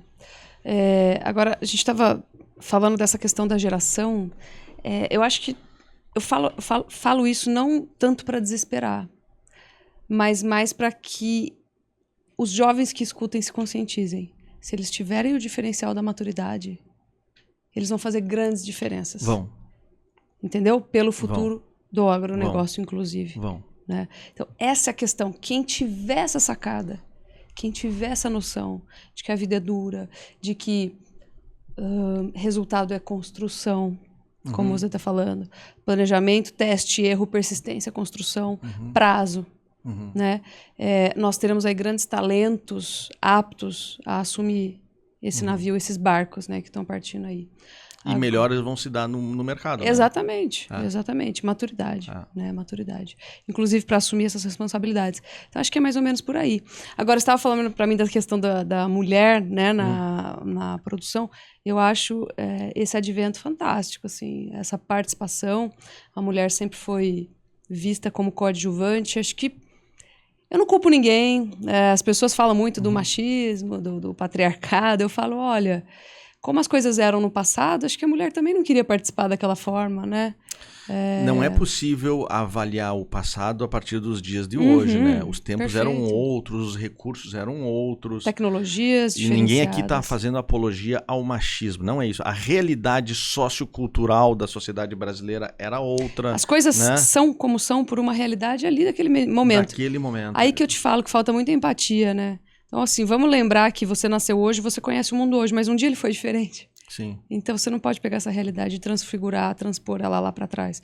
Então, cara, tinha que laçar a vaca brava no sol do meio-dia, a mulher não ia fazer isso. Não ia fazer. O filho precisa de cuidado, o marido não tem a mesma atenção, o mesmo sentido que a mulher, a mesma afetividade que a mulher. Então, foi diferente. Agora, hoje, é impressionante a maturidade da mulher. O nível de capacitação dela é maior, em média, que o do homem. Né? O nível de escolaridade médio da mulher é mais alto que o do homem hoje. A não ser nas gerações mais antigas, acima de 60 anos. E isso traz para ela uma capacidade gerencial muito grande, né? De gerir. E trouxe ela para um cargo assim, que é muito bacana. Muito legal, para algumas pessoas. Encaixa-se muito bem, inclusive, na necessidade dela de estar com a família, conciliar isso com a própria produção. Eu fico muito feliz quando eu vejo numa mesa onde está sendo debatido e tem 2 ou 3 pessoas se degladiando, eu fico muito feliz. Olha bem o que eu vou dizer e, por favor, todos me entendam. Quando eu vejo uma mulher quieta, certamente ela está analisando e dali vai vir coisa boa. Ela deu um passo para trás, para aquela loucura não pegar ela, e daqui um pouco mais ela vem e larga uma lacrada, assim. Legal. E ela tem essa capacidade, mulheres têm essa capacidade, tanto que quando um homem faz isso, o que dizem? Isso é o instinto feminino, é um lado feminino mais aguçado. Exato. E que eu acho que é necessário em todo mundo, e as entidades, as instituições e as empresas ou as fazendas só ganham. Exato. Tu esteve conversando com a Jaque, né? A Jaque esteve aqui, né? A Jaque Lubaschi? Isso. Tive com ela ontem, por sinal, numa live. Eu acho ela uma pessoa brilhante no seu trabalho, e ela tem depoimentos que corroboram lá no chão da fábrica, chamando fazenda de fábrica, né? Mas lá no chão da fábrica que testemunha muito disso. Muitas vezes numa fazenda, quem dá as cartas ou o centro de tudo é a cozinheira, responsável pela cantina. E ela é uma pessoa, por quê? Porque ela tem a sensibilidade. Ela vê os rostos na hora que chegam para tomar o café. Ela sabe de uma situação que aquela família ali está passando. Tem uma afetividade mais alta por natureza. E enquanto boa parte da equipe está no que é uma automotriz, está fazendo o que tem que fazer e não percebe isso, sabe? Então... Sabe que meu marido é chileno, né? Ah, é? Ele é chileno e no Chile a mineração é muito desenvolvida. E o que está se preconizando contratar para conduzir os caminhões dentro das minas são mulheres. Porque elas promovem menos acidentes do que os homens. Sim, mas isso elas têm uma taxa de acidente mais baixa. Normal, aqui no trânsito também. No trânsito também. Só para você saber. Seguro para carro de mulher é mais barato, né? Pois dos homens. Né? E por que o homem pega no pé de mulher, cara? Tinha que ser mulher. Esse tempo alguém me falou também, eu não gosto de não lembrar, de dar o crédito para as pessoas. Mas, uma mulher me disse, não, mulher bate mais carro até, só que a gente bate no shopping, né? Vocês dão perda total. A mulher arranha carro, né? A mulher não esgaça carro. Mulher arranha, cara. Dá uma raspadinha. A roda do carro. Agora o homem não. O homem, de novo? O homem vai lá e dá perda total. Acho que sim. Mas aí eu falo que vem das naturezas mesmo, né? Eu só queria dar um exemplo aqui de determinação, porque eu acho que esse é pensando em legado longe, nós estamos na metade da vida ainda, tomara a Deus que menos que a metade ainda, mas eu acho que nós temos uma responsabilidade Lígia, ao ponto do que a gente comunica, voz agrifato, então são vozes, nós estamos tendo a oportunidade de microfones, né?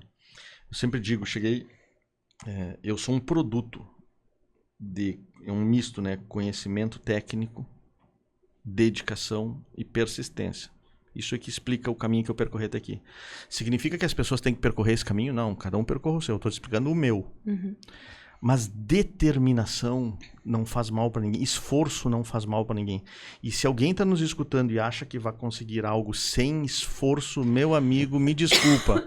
Mas o mundo veio aí para te dar um tapa na cara. Eu vou te dar um exemplo de persistência, tá?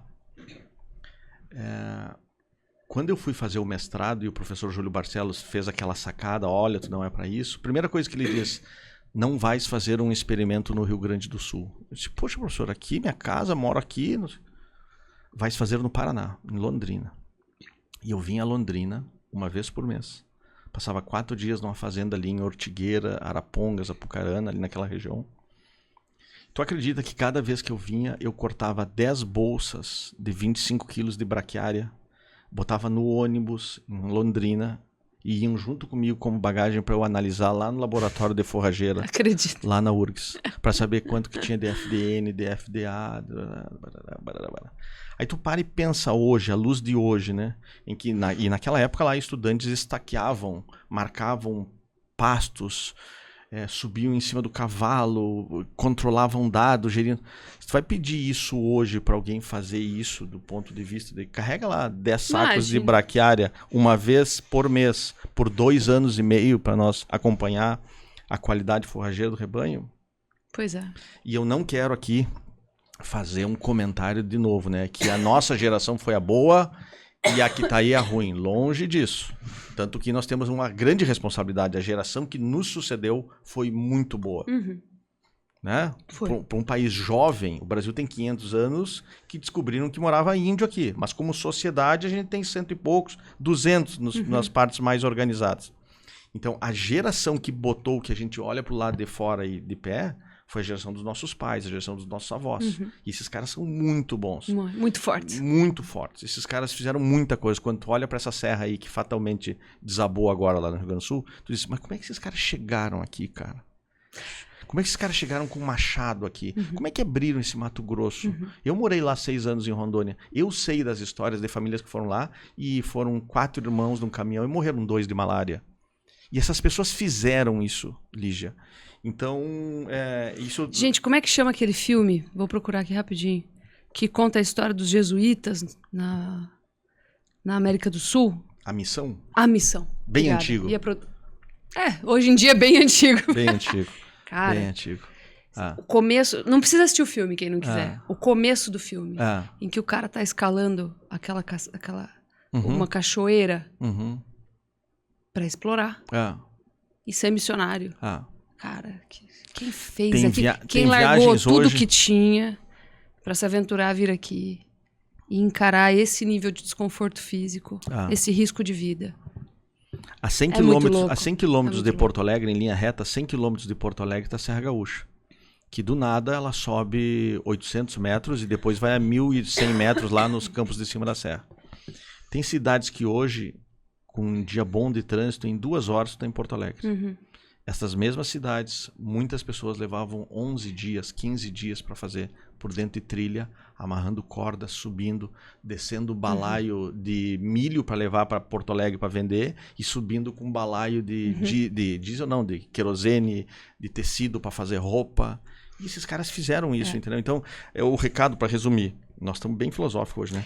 A geração que está nos ouvindo hoje, que é jovem, cara, siga nesse sentido. Segue com esse ímpeto, porque isso é muito o DNA de todo o brasileiro, sabe? Pessoas que fizeram esse Brasil. Eu não quero ficar de reminiscências aqui, acho que a vida não é isso, mas você ter a consciência de que você vive você não precisa passar por coisas, ou que foi assim um dia, esse nível de dificuldade, te faz mais grato, obviamente, te faz mais feliz, assim, por consequência. Sem dúvida. Então, é interessante isso. Agora, se você não se portar, a gente dá uma ajustada aqui, eu queria que você contasse essa sua experiência, se for possível. Porque o Rio Grande do Sul acabou de passar por uma grande tragédia. Ah, sim. Você estava me explicando uma coisa que eu ainda não tinha escutado dessa forma. que foi multifatorial o que aconteceu. Sim. Então todo mundo começou a colocar a culpa aí nas mudanças climáticas, até mesmo no agronegócio, no próprio Estado. Sim. Um absurdo, assim, coisas que a gente escuta totalmente desalmadas, né? Ímpias, cruéis. Mas como que foi? Como você estava lá? Quando você tomou conhecimento, como foi? Eu sei que você resgatou gente da água. Sim, vamos lá então. Se você puder me contar um pouco do que aconteceu. Sim. E posso. É a primeira onde vez eu quero chegar? Eu quero que você me conte como estão os produtores, do que eles precisam. O que nós precisamos fazer por eles ainda. Certo. Vamos lá então. Engraçado que, assim como quem ajudou de fato, quem fez as coisas, foram voluntários, foram CPFs. 100% CPFs privados. Tá? Isso eu posso te dizer com conhecimento de causa. Apesar do que a Daniela Lima andou falando por aí, o que a gente viu. Nos dias em que o bicho pegou, como a gente diz, aonde eu estava, que era um dos pontos de chegada de Porto Alegre, tinha para cada pessoa fardada oficialmente, para cada ente, num lugar ali tinha 30, 40 agentes públicos e tinha 5 mil voluntários. Então uma proporção de 30 para 5 mil. Olha, antes da gente começar a gravar, eu falei, cara, às vezes a gente toma cuidado com não falar nomes, não. Sim. Eu acabei de citar um aqui, por quê? Isso não pode ser esquecido. Isso não pode ser esquecido. Isso foi propagado como um eixo de fake news. Que é isso, sim, cara? Que nós estamos vivendo um mundo muito chato, né? Muito chato do ponto de vista de tudo é fake news e... Enfim, mas deixa eu te contar, então. Isso não pode ser esquecido. Isso te mobiliza. O que você está me falando, isso não pode ser esquecido. Não, E tu sabe Tem gente desmerecendo essa doação humana. O humano, quando ele entra como uma coisa divina mesmo e fala, não, eu vou salvar as pessoas. Ontem eu estava em Presidente Prudente num evento e ontem eu conheci uma pessoa, quando eu falei, ele disse assim, pelo sotaque você é gaúcho, né? Eu disse, sou. Eu estava em Porto Alegre, fiquei 15 dias lá. Eu digo, fazendo o quê? Trabalhando? Vi a empresa que ele trabalhava na camisa dele, né? Não, eu peguei férias e sou veterinário, fui tratar cachorro e gato. Digo, tu foi de voluntário? Eu digo, cara, muito obrigado. Como gaúcho, te agradeço. Mas vamos lá. Eu só queria dizer que o Vozes aqui vai ser o primeiro lugar que eu falei, tá? Eu não fiz nenhuma postagem. Eu não quis surfar essa onda. Não é o meu jeito. Eu prefiro estar lá fazendo, quieto, com uma turma de amigos, com outras pessoas conhecidas, pessoas que eu conheci, inclusive, ao longo ali nos dias que se sucederam. Eu fiquei 10 dias puxando gente da água. Eu não entrei na água. Você falou que eram 300 voluntários para... Não. Era aonde eu estava, que talvez tenha entrado, que é bem pertinho do aeroporto Salgado Filho, ali tem um viaduto grande. Aquele bairro todo alagou. E até ali os carros chegavam. Ali debaixo daquele viaduto tinham umas 5 mil pessoas voluntárias, Lígias, Robertos, Pedro, José e Marias. 5 mil. E tinha uns 30 agentes públicos. E os agentes públicos não entravam na água, não... Enfim, o começo foi caótico. Eu fiquei lá, o que eu fazia? Eu não entrei na água, tá? Eu não tenho jet ski, Enfim, o que eu fazia? Eu transportava as pessoas. Quando os barcos chegavam, eu ajudava as pessoas a descer dos barcos, nós tirávamos as roupas dessas pessoas, nós dávamos roupa seca para essas pessoas numa lona, porque não tinha barraca, não tinha tenda de exército, não tinha estrutura nenhuma, tinha como é que se chama? Tinha essas barraquinhas que as pessoas trouxeram de casa, nós tapava entre 2, 3 pessoas assim, se era homem, 2, 3, pegava um lençol, enrolava o homem, ficava nu ali, botava uma roupa seca, se era mulher, essa senhora aqui, vem aqui quem é mulher, assim a gente foi fazendo. E aí nós trocávamos a roupa dessa pessoa, nós dávamos um pão com presunto e queijo, nós dávamos copo de café, café com leite. As pessoas que estavam precisando... foi muito difícil, eu só aguentei 10 dias e não aguentei mais.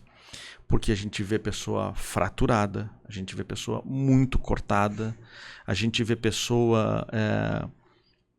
depressiva, em síndrome de pânico, há 3 dias sem tomar medicação, que estava dentro d'água há 3 dias sem medicação. Tu imagina para uma pessoa que tem um problema psicológico, de ordem emocional, 3 dias sem se medicar. Eu atendi uma pessoa, rolou um comentário até que eu distribuí para algumas pessoas ali, eu acho que tu foi uma delas. O caso mais emblemático foram 2. Uma senhora que ao chegar da água, ela desceu assim, desceu palpando com as mãos assim, sabe? E eu disse, meu Deus, ela é cega. E eu disse, como é seu nome? E ela falou, dona fulano de tal. E eu digo, a senhora não está enxergando? Ela, não, eu sou cega, eu tenho diabetes. E eu digo, primeira coisa, né, veterinário, eu digo, e é só insulina? Faz 3 dias que eu tô de molho e eu não tomei insulina. E ela tava entrando em choque, o corpo em colapso. Aí eu tirei ela, ali médico, já tinha uma barraca de médicos. Quem eram esses médicos? Médicos Lígias, Robertos, que tinham insulinas da onde? Do seu bolso, comprado esparadrapo do seu bolso. Coisa nossa, nós comprando coisa, nós comprando remédio, paracetamol, tudo que tu pode imaginar. E essa pessoa foi e ela me disse, eu fiquei perdido dentro de casa, o meu bairro foi praticamente todo evacuado e eu fiquei com 72 anos, uma senhora com água pelo peito, 3 dias, diabética cega, tu imagina como ela saiu. E aí eu disse, olha, essa pessoa ela não pode ir para dentro de um abrigo, ela tem que ir para um hospital. Ela tem que receber tratamento. Só que quem decidia isso era eu e tu. Não tinha ninguém. Qual hospital levar? O que tu quiser. Então eu fazia isso, tá? O que eu fazia basicamente? Eu acolhia a pessoa da chegada. Eu que eu digo, né? Eu tinha um número, eu era o 71. Tá? Um dia lá eu era o 71. Que era uma legião de pessoas ajudando. A gente recebia essas pessoas, estabilizava, usando um termo bastante técnico. Se está com fome, come. Se está com frio, toma roupa. Se está molhado, seca. Né? Estabilizava e levava para os abrigos. Quem começou a criar aplicativo para saber dos abrigos? As Lígias e os Robertos. Apareceu um da TI lá que disse assim, mas é fácil, a gente mapeia aqui, não sei o quê. Aí a gente começava, esses 2 aqui, Roberto, leva lá pro abrigo tal. Aí eu levava. Chegava no abrigo tal, os caras me diziam, aqui tem mais 10 vagas. Aí tu informava lá, viu? Lá naquele abrigo tem mais 10 vagas, pode levar mais 10 pessoas. E assim Porto Alegre chegou, só tô falando de Porto Alegre, que foi onde eu fiquei, né? Que é a minha cidade. Só Porto Alegre chegou a ter 75 mil pessoas em abrigos. E aí tu chegava no abrigo. O que era um abrigo, né? Só para as pessoas entenderem também. Os abrigos, que até agora tem alguns ainda, o abrigo é o fundo de um salão de festa de um prédio, que tem 2 banheiros, um masculino e um feminino. Só que aquele abrigo estava com 200 pessoas. Aquele abrigo não tem ducha. Em salão de festa não tem lugar para tomar banho, né? Tem banheiro, tem vaso sanitário e tem pia. Onde dá banho nessas pessoas? Pessoas que já estão há 3, 4, 5, 6 dias dentro d'água. Pessoal dos prédios ajudava ali. Pessoal dos prédios, bota em ginásio, colchão. Só que aí tu te depara também com alguns dramas, tá? Estamos falando da parte da força, doação de tempo, doação de dinheiro, doação de energia. Só que chega numa hora que eu disse, e não tenho vergonha de confessar, eu disse, eu não aguentei. O psicológico se foi, meu emocional se foi. Por vários motivos. Um deles, tu começa a te dar conta que tu tá salvando pessoas, transportando na tua caminhonete e levando para os abrigos. E tu tá transportando pessoas boas e tu tá transportando pessoas ruins. E teve uma cena num determinado abrigo que eu cheguei e larguei uma mãe e 2 filhas. E ali, beleza. No outro dia eu fui lá e vi ela de novo. E vi as crianças, uma menininha que talvez eu vou chutar 8 anos e uma de 13, 14, já adolescente. E nesse mesmo abrigo, num outro dia, eu larguei um cara, com perdão na palavra, eu larguei um vagabundo lá. Eu vi que ele não era boa coisa. Eu disse, esse cara vai dormir ao lado dessa menina. E como é que eu tenho consciência para dormir em casa sabendo que eu posso ter transportado isso? Olha o dilema que tu tá te metendo, né? Então, assim, e tu não tinha como checar documento. Primeiro que tu não pode, né? Tu não pode exercer esse papel não é teu. Eu era um caroneiro. Eu era um braço ajudando a secar pessoas, a tirar pessoas. E então foi muito... Levou ao estresse máximo. Não físico, ao estresse emocional, psicológico, sabe? Tu começa a te deparar assim com... Teve uma cena que rolou também e eu tava acompanhando. Foi no 2º dia de enchente. Que tava um horror. E eu conseguia chegar nesse ponto porque eu tenho caminhonete. Então ali eu conseguia passar por ruas alagadas e chegar no ponto de resgate. Chegou um barco com 6 pessoas. Nenhuma destas 6 pessoas se conheciam. E uma destas 6 pessoas era uma criança, um bebê de uns 8 meses. Que alguém pegou. E disseram assim, toma. E aí nós ali, os voluntários, como assim, cara? Toma. O que eu faço? Não sei, a gente tirou da água. E aí tu diz assim, meu amigo, o nome, sobrenome, vocês conhecem? Não. Teve um caso também que passou de uma mãe que chegou desesperada, ela gritava, e isso eu assisti, eu não dei atenção a ela, mas eu estava no momento. Quando a mãe chegou e ela gritava e ninguém entendia, e o desespero dela era ela estava com um filho no braço e o outro ela tinha perdido. Sabe? E nós estávamos ali tendo que... E tu é veterinário de formação, né? Tu é ser humano, só que aí tu tá ali e tu tem que dizer, te acalma. Só que como tu diz pra ela te acalma? Se eu não me acalmaria nessa situação. Dá vontade de dizer, não, vamos lá, eu vou entrar nessa água aí, vamos achar. Só que tu tá falando do Lago Guaíba, uma correnteza gigantesca, essas pessoas vinham da cidade de Eldorado, Eldorado foi varrida no mapa, né? E as ilhas ali foram muito tenso, foi muito complicado. Então, é isso, foram 10 dias, quando deu o meu 10º dia, eu digo, ó... Sabe que eu não choro por nada nessa vida, cara. Eu digo, ó, quando deu meus 10 dias ali, a Cristina foi minha testemunha. Seu coração de pedra, você conseguiu me tirar do sério aqui. O Pedro, um amigo meu que trabalhou muito junto comigo também, viu essas histórias, algumas delas, viu outras que eu não vi também. E eu chegava em casa e, não vou mentir, enfiava o pé na cachaça, né? E aí eu digo, cara, isso eu não aguento mais. Eu digo, e eu acho que se isso é uma corrida de bastão, eu dei os meus primeiros 10 dias, eu vou ajudar de outra forma. Aí parei de fazer isso e fiz o que eu tô fazendo até hoje, que é eu tô, pelos amigos que a gente tem, por esse Brasil que eu ando, hoje eu sou uma pessoa que eu tenho recebido muita coisa de valores que eu digo fardos e fardos e fardos de água mineral, fralda, pomada para criança, remédio, Pix de R$20, Pix de R$5.000, gente doando, e eu faço muito hoje, talvez hoje eu estou fazendo mais do que eu faço no trabalho, hoje eu sou mais um estrategista do caos, ajudando as pessoas de outra forma. Sempre usando esse seu talento, né? Que o professor Júlio visualizou. E isso comove. Eu queria aproveitar e usar o Vozes aqui para dizer isso, que já foi muito dito na imprensa, mas nunca será demais. Se não fossem os voluntários, as pessoas estavam na água até agora. E dentro dos voluntários, se não fossem os brasileiros do Oiapoque ao Chuí, porque está dizendo aqui uma pessoa que recebeu muita grana e muita doação de Nelorista de Rondônia, produtor rural de soja do Tocantins, amigos do Mato Grosso, paulistas vieram com tudo. Gricelé, o que eu faço? Gricelé, eu quero fazer mais. Gricelé, eu quero ajudar mais. Gricelé, me dá uma instituição que tu confie, que eu possa fazer uma transferência. E aí os caras, aí eu avisava, né? Ó, vai transferir tal pessoa. Gricelé, essa pessoa transferiu R$60.000. E eu digo, então, cara, usa da melhor maneira esses R$60.000. Sabe? Então, isso é o que eu tô fazendo aqui, é um depoimento de agradecimento. Porque, de fato, eu não estou aqui crucificando ninguém. Se fosse esperar pelo establishment, pela força, os números da catástrofe seriam outros hoje. Hoje foi menos pior graças aos CPFs privados de Brasil afora. Então, é um pouco disso. E que você visualizou de perdas dentro da produção agropecuária. Porque assim, a gente sabe que as áreas urbanas foram mais acometidas, sim, mas houve um baque forte aí também em algumas regiões produtoras. Sim.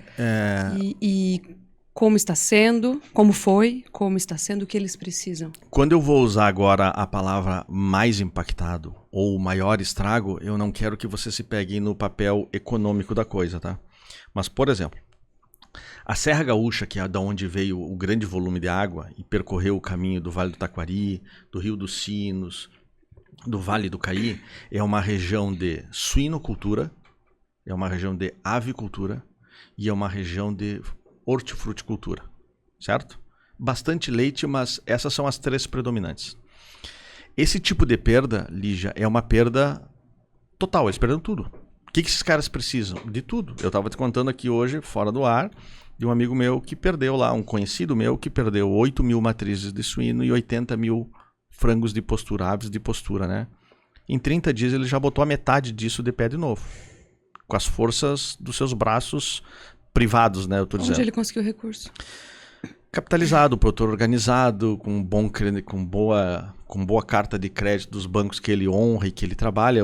Naquela região ali o setor cooperativismo é muito forte, né? O italiano e o alemão fazem o cooperativismo muito bem feito. Então vamos lá. Eu não quero parecer oportunista, mas ele vai surfar um bom momento depois de mercado. em decorrência aí da sua organização. É. Tem uma cena lembra E o Vento Levou? Sim. O filme. Sim. Tem uma cena em que anunciam o fim da guerra e eles estão totalmente destruídos, não tem nada. Lembra que ela come uma cenoura que ela encontra? Ela estava naquela situação. Recebendo, né, as baixas da guerra, enfim. E alguém chega e fala, acabou a guerra. O pai chega a cavalo e fala, acabou a guerra. E a Scarlett O'Hara fala, vamos plantar algodão. Vai explodir o preço do algodão. Então é mais ou menos isso. É mais ou menos isso. Dentro da tragédia, eles tiveram essa visão de se reorganizar. Tem produtores que perderam a propriedade. Perderam a propriedade. Inclusive, perderam, e tem gente já da área agronômica escrevendo isso, né? Como perderam a propriedade? Perdeu o galpão. Sim. Perdeu tudo. a casa. Todas as benfeitorias. Foi embora todas as benfeitorias. Ali, o curral, telha, trator, implemento, os animais perderam. Cobertura de solo. Tem gente, e aí é isso que eu ia te dizer, tem muita gente analisando já. A Universidade Federal do Rio Grande do Sul tem uma estimativa que a gente tenha perdido eu não quero mentir agora, eu acho que é 2,5 milhões de hectare de cobertura de solo. Perdemos as primeiras camadas férteis, fertilidade construída ao longo de décadas foram perdidas. Então, tem gente que perdeu só a produção e não perdeu benfeitoria, tem gente que perdeu só rebanho, tem gente que perdeu colheita, né? Porque são duas regiões bem diferentes, tá? Bem distintas. Vamos tirar fora as áreas urbanas disso tudo. A tua pergunta foi do produtor rural. Na Serra, a água veio pelo leito dos rios e veio para Porto Alegre. Mas naquela região central, Santa Maria, Faxinal do Soturno, Agudo, ali é outro tipo de perda. Ali ficou milhas e milhas de hectares de soja para colher debaixo d'água. Milhas. A Emater tem os melhores levantamentos, a Federação da Agricultura Farsul também tem seus levantamentos. Ficou muita soja para ser colhida. Arroz, que estão querendo fazer leilão, não ficou, tá? O arroz já estava colhido. O que ficou debaixo d'água foi soja. O que ficou debaixo d'água foi colheitadeira de 3 milhões de reais. O que ficou debaixo d'água foi insumos estocados para o próximo plantio. Então tem diferentes tipos de perda. Tu estava me perguntando, mas e como que a gente pode ajudar? De novo, tá? Eu acho que os produtores estão fazendo muito por si. Toda a dose homeopática ou cavalar de conhecimento que a gente possa dar para esses produtores, e eu estou falando aqui diante de uma pessoa que é o que mais sabe fazer, que é fornecer, tu fornece munição, tu fornece dados, tu interpreta cenários, tu estuda comportamentos históricos e com base nisso tu traça previsão. Isto é ouro. O que eu tenho que, e vou te ajudar a fazer, é saber, o produtor tem que ver importância nisso. Ele tem que saber que isso é importante. Tão ou mais importante do que cravar 4 estacas e levantar o galpão dele de novo. O ouvido dele tem que estar pré-sensível, porque é humano que as pessoas, ao perderem aquela benfeitoria, priorizem levantar aquela benfeitoria do que imediatamente no seu gerente renegociar uma linha de crédito mais atrativa, ou pegar o dinheiro ou ler o relatório técnico que a Agrifato produziu e que vai embasar.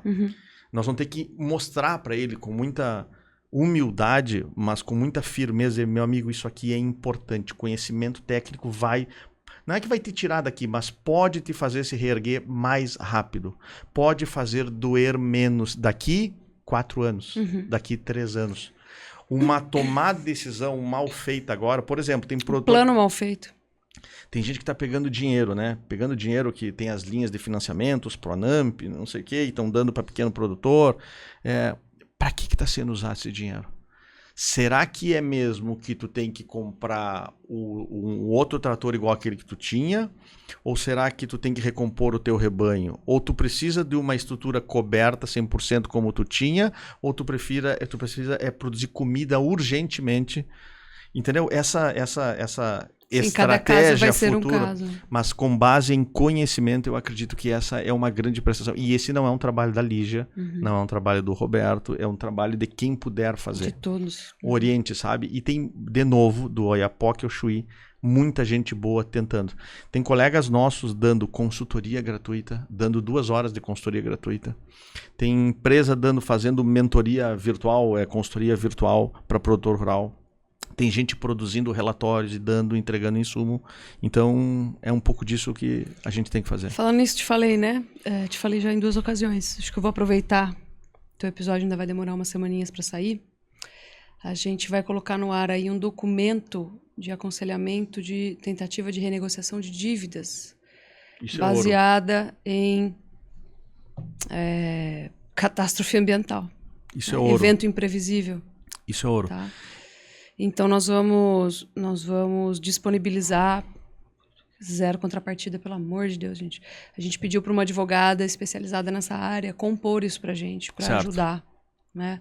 E nós temos um relatório que eu entendo que para você apresentar ao banco, você precisa de um estudo do que foi perdido, do que acometeu a sua propriedade. Não tem como eu falar assim, o Rio Grande do Sul perdeu isso. Tem que ser uma coisa específica para o seu caso específico ser analisado. Mas a gente dá também um relatório paralelamente para ambientar. Obviamente os bancos vão ter isso em mãos. Mas o que importa mesmo é o documento de passo a passo para renegociação de dívida baseada nesses casos, para que o produtor possa aí ter um fôlego, dar uma respirada antes de se reconstruir. E olha só como é legal. Isso vai vir como ouro para o produtor rural. E olha que fase legal que vai vir. Eu tenho dito isso a todo mundo e disse isso para essa pessoa ontem que disse que estava de voluntário. Essa pessoa de Presidente Prudente que estava de voluntário no Rio Grande do Sul. O que aconteceu lá foi uma catástrofe de longas proporções e a solução é uma corrida de bastão. Então, os que estavam lá salvando gente da água por 10 dias fizeram um papel de ouro e foram os primeiros 10 dias. Quem está juntando dinheiro agora para essas pessoas e brigando com o governo e forçando para que aprovem de uma vez, está fazendo um papel de ouro. E tudo ao seu tempo. Porque também, de nada adiantaria, com o devido respeito, um bom relatório técnico basado quando tem pessoa na água ainda. Não é a hora. Não é a hora. A hora do conhecimento, inclusive a pessoa vai poder desfrutar disso de uma maneira mais, já com as coisas já mais organizadas, recompondo o seu rebanho, pensando a sua decisão, só que ela vai ser muito estratégico porque algumas decisões de futuro de propriedade rural precisam ser tomadas. E eu não quero aqui, e vai ter certamente uma boa turma do Rio Grande do Sul que vai escutar esse episódio do Vozes Agrifato, que pode testemunhar. Tem área que não voltará a ser cultivada. Tem área que o cara vai dizer, olha, por estratégia eu vou arrendar por uns 5 anos para alguém que não foi impactado, que está noutra região, mas ele capitalizado pode assumir essa área e me devolve daqui 5 anos, e em 5 anos eu me estruturo e volto de novo. É como quem quebrou, né? Como quem quebrou, entendeu? Para não perder o patrimônio. Para este tipo de tomada de decisão, um insumo técnico como esse que tu vai produzir ele está produzido, nós só precisamos distribuir. Que legal. E aqui esse vai ser um dos canais. E conte comigo. Vou te disponibilizar. Conte comigo e a gente tem bons parceiros lá, boas pessoas que são muito escutados no Rio Grande do Sul e a gente pode fazer isso bombar. E a gente precisa, né? Eu falo que acho que isso foi uma frase muito falada, não fui eu que falei, desculpa, não comuniquei mal. Mas eu ouvi muito dizer que essa tragédia, ela tirou o que havia de melhor do ser humano e de pior também. Sim. A gente viu muita coisa ruim também acontecer. Sim. No meio daquele show, cara, foi uma coisa horrorosa, né? Então, a gente viu o que tem de muito ruim e tudo que tem de muito bom. Agora, com todo respeito mesmo, profundamente, a todas as pessoas que foram acometidas, eu te falo que os caminhos de Deus, eles são misteriosos, né? Eu tenho certeza que o Rio Grande do Sul, como um estado forte, batalhador, tradicionalista, com uma história de sangue, né? Suor e lágrimas, literalmente mesmo, vai sair disso fortalecido e vai dar a volta por cima. Com todo respeito às perdas de vidas, às perdas de histórias, de casas, lares, filhos. Isso é a coisa que você percebeu que mais me tocou. Mas certamente a dificuldade vem para te fortalecer. Um valor, nós falamos no começo da nossa conversa aqui de valores, né? A sociedade gaúcha, em sua maioria, ainda guarda valores muito fortes. E fibra, garra, gana é uma delas. Que quando em excesso, inclusive, atrapalha o Rio Grande do Sul. Atrapalha o gaúcho. Eu explico, né? O Brasil nos vê, e nos vê em alguma medida muito certamente, que nós somos muito bairrista, que o Rio Grande do Sul acha que é a 8ª maravilha do mundo, e eu digo, quando eu volto do meu trabalho pelo Brasil, eu volto lá para dentro e ponho o dedo na moleira da turma. Né? E eu disse, eu tive a oportunidade, eu trabalho há 20 anos fora do Rio Grande do Sul, eu morei 6 anos em Rondônia, eu consigo ver o Rio Grande do Sul de fora. Então isso me permite apontar questões e situações. Porém, na dose certa, sem dúvida que esta fibra e esta garra, não por ego, mas por capacidade de resposta, junto com a humildade. Isso, elas nos colocam numa situação diferente. E tu sabes que, para falar das pessoas, né? Tem uma senhora que talvez não, eu acho que eu nunca mais vou vê-la, mas tu lembra que teve aquele surfista famoso, o Pedro Scooby, que foi lá com uma turma, né? Aqueles caras eu fiquei 2 dias ali ao lado onde eles estavam trabalhando. Eles salvaram gente pra cacete, tipo, perdão a palavra. Não foi pouca coisa. E eles tiveram uma ruim, porque eles, no 2º ou 3º dia que eles estavam lá, a temperatura despencou. E entrar na água com 30 graus, como estava nos primeiros dias, é barbada. Entrar na água com 8 graus, como eles pegaram, e esgoto, e foi ruim. E muitas, não estou dizendo eles, mas muitos dos voluntários não eram do Rio Grande do Sul. E tremiam. Mas mesmo quem é, né? De hipotermia, as pessoas tremiam. E aí, nessa cena, surge uma senhora, Dona Teresa. Nunca mais eu vou esquecer o rosto dela. Talvez nunca mais vou vê-la. Porque ela foi mais uma Lígia. Mais um Roberto e mais um Gé. Ela veio com uma forma, sabe aquelas forminhas de alumínio? E tava muito frio, Lígia. E ela chegou e me ofereceu, o senhor aceita? E eu disse, o que a senhora fez? Eu trouxe 2 formas de bolo e 2 garrafas de café com leite, porque tá muito frio para vocês. E eu disse, vamos fazer o seguinte, vamos dar pro pessoal que tá com mais frio, porque eu não tô dentro d'água. Eu tô seco, né? Eu tô seco. Eu tava na beira ali com um botinho de borracha, eu tô seco.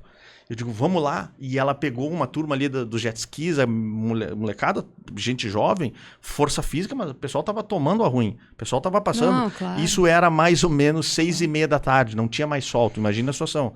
E os caras com foco entrando na água e aí, mesmo assim, uma parte da sociedade ruim roubando jet ski, tiro e confusão. E nisso surge uma Dona Teresa.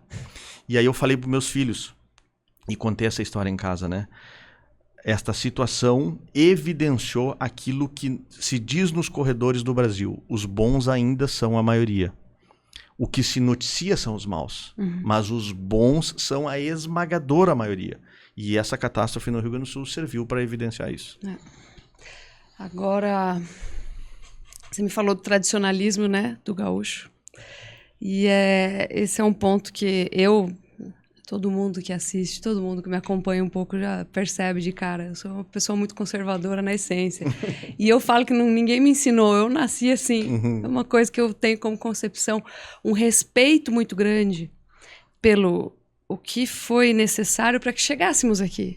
Então essa ideia de revolucionar tudo, transformar tudo, pegar a carne e transformar em um produto de laboratório, eu falo, cara, para, tem um motivo. Coloque-se no seu lugar. Tem um motivo pra gente estar aqui dessa forma, abater os animais, passar por esse processo, né? Fazer as coisas desta forma. E talvez na sua arrogância você não consiga compreender que a gente não consegue saber tudo, entender tudo, todos os processos dentro dessa vida, né? É muito complexo. Mas dentro disso eu admiro muito o tradicionalismo gaúcho. Obviamente que às vezes tem que descer um pouco do tamanco, puxa muito o ego ali do argentino, né? Muito. Mas eu admiro muito. E eu acho que é um grande trunfo dos gaúchos, voltando para a produção agropecuária, lançar esse tradicionalismo sobre a produção de carne. Se botar isso como label. Se botar isso como label. E eu acho que isso é uma coisa pouco utilizada ou utilizada pouco estrategicamente. Sem dúvida que é pouco utilizada. E a gente está vendo operações, desculpa te interromper, mas só para terminar, nós estamos vendo operações no Centro-Oeste não tradicionais passando por cima da qualidade da carne gaúcha. Por falta de aderência a novas tecnologias porteira dentro, de eficiência, dentro de um marketing que seria visualmente muito bonito. O Rio Grande do Sul, as estâncias são uma coisa maravilhosa. Isso também, tu já viu que eu citei aqui para ti algumas vezes a palavra multifatorial. Esse é um dos principais incômodos atuais dentro do Rio Grande do Sul. Onde é que foi, e eu vou botar nós, Rio Grande do Sul, povo gaúcho, pecuária gaúcha, ou melhor, cadeia da carne gaúcha. Aonde foi que nós perdemos o trem da história?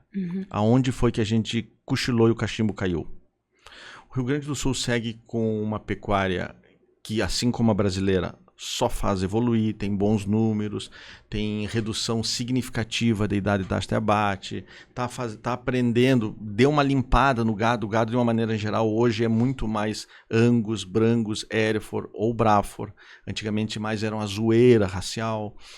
Nós estamos aprendendo a suplementar, está dominando as questões de pastagem de inverno, estão bastante dominadas. Agora o grande desafio é preencher os vazios de verão e de outono, que as tropicais estão chegando com força. Então a coisa está melhorando. Assim como a pecuária brasileira, tem uma parte que está muito ruim, que ainda vive há 80 anos atrás. Só que, se a gente fosse falar especificamente sobre isso, por que não é feito, tem dose sim de que algumas pessoas ou lideranças se acham muito autossuficientes. Uhum. Uma coisa que me dói, e eu falo isso dentro do Rio Grande do Sul: cuida com as palavras faladas, palavras têm poder. E aí, abre aspas para pessoas que falam do tipo, aqui no Rio Grande do Sul sempre foi assim, no resto do país, de como o resto, cara pálida, como o resto, né?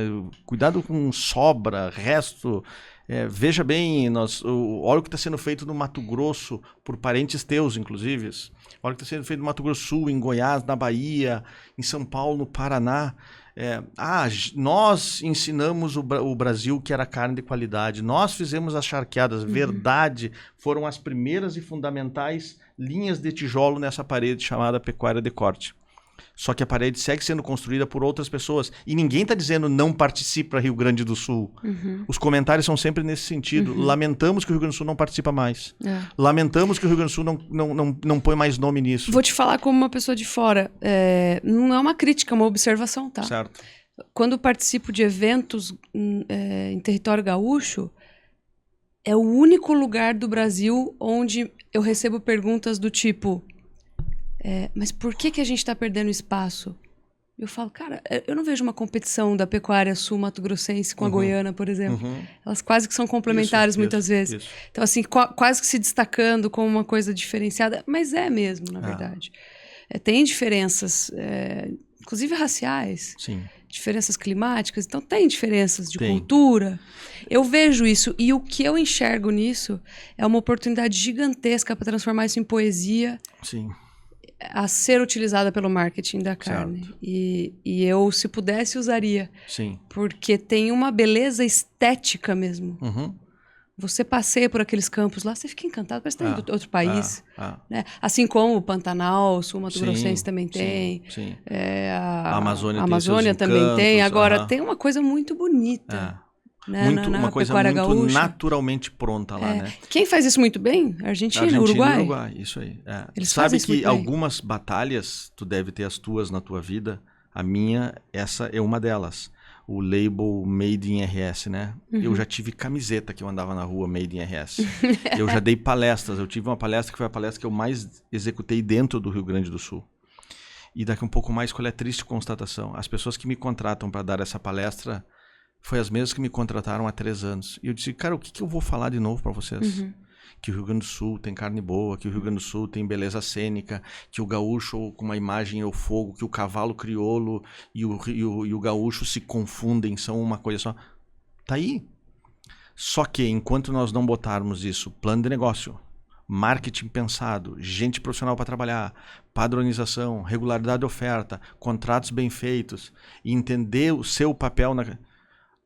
pois é, bom, então tá, se você... Essa parte a gente tem e essa outra a gente não tem. Quem está se destacando, que vocês entendem que são os nossos competidores, estão fazendo esta parte. Entenderam o que é fornecimento regular, entenderam o que é padrão, entenderam o que é contrato. O que o cliente quer. O que o cliente quer.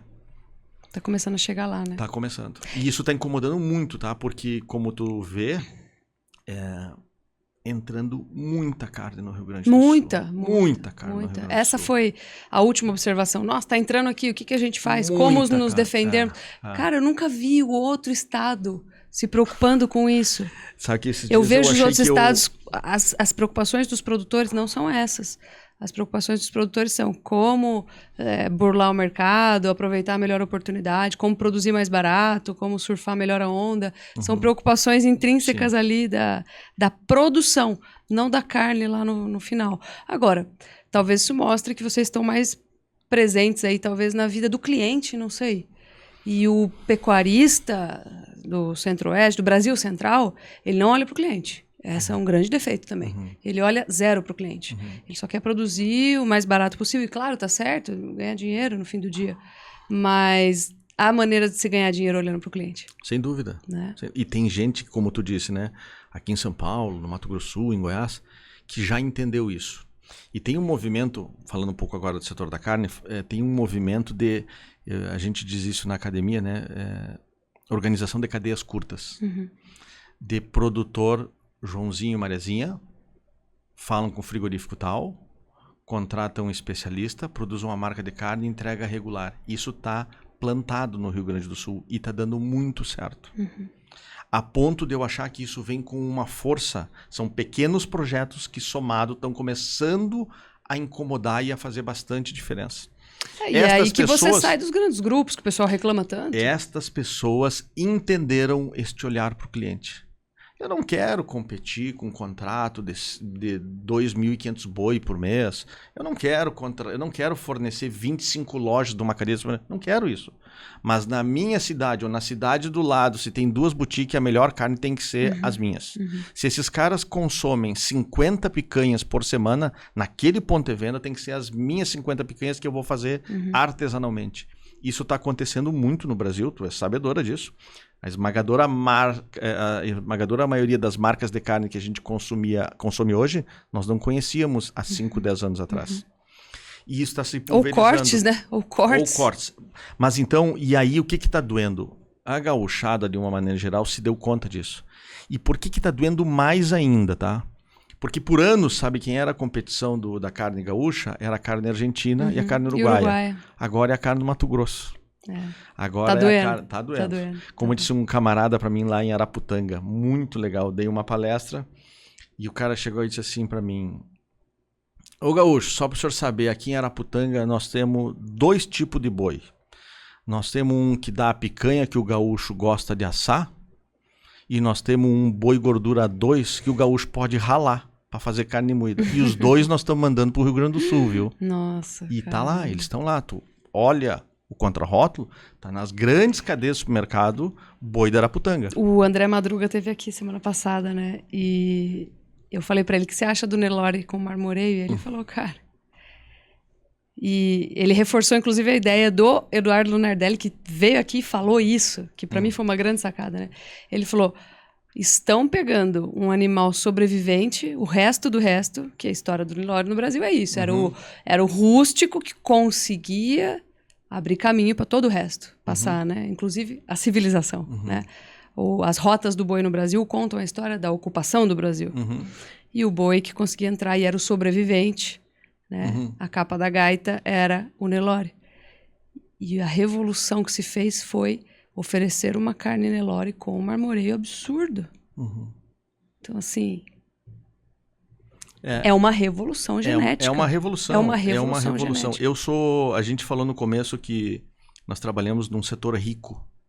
E eu acho que além de nós trabalharmos num setor rico, especificamente no assunto cadeia da carne bovina, já temos bastante orgulho e eu acho que teremos cada vez mais orgulho.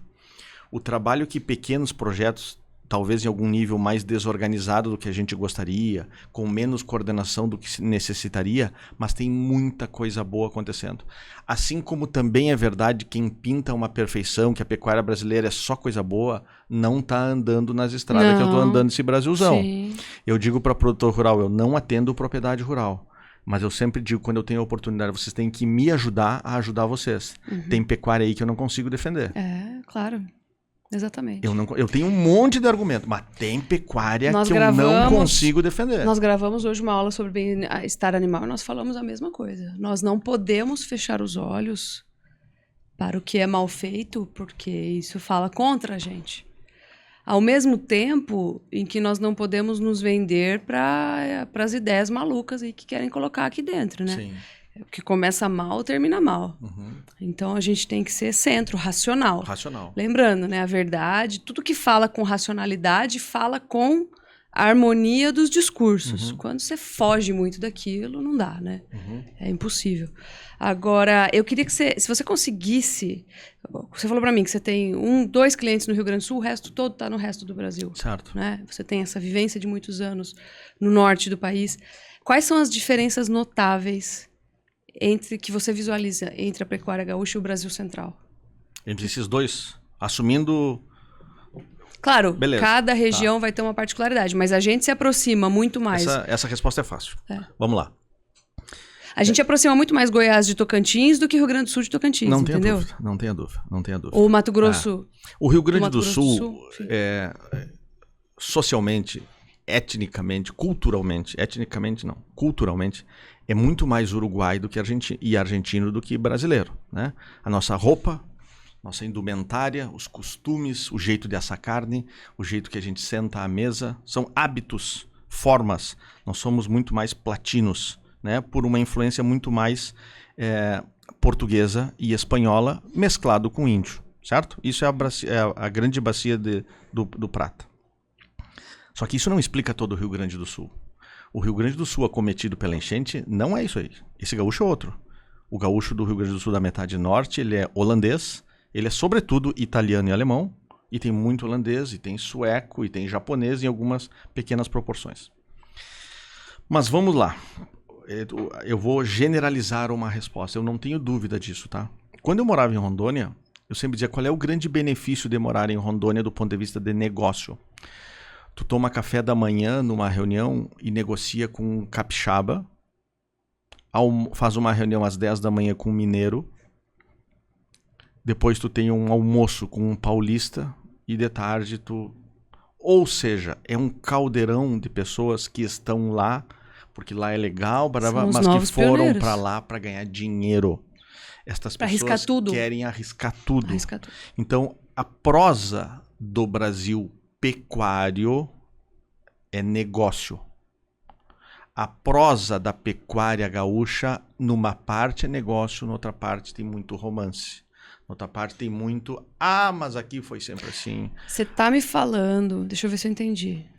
Desculpa se eu estiver enganada. Tá. Você tá me falando que quem saiu dali foi arriscar, tem um espírito um pouco diferente de quem ficou. É isso? Em algum nível, sim.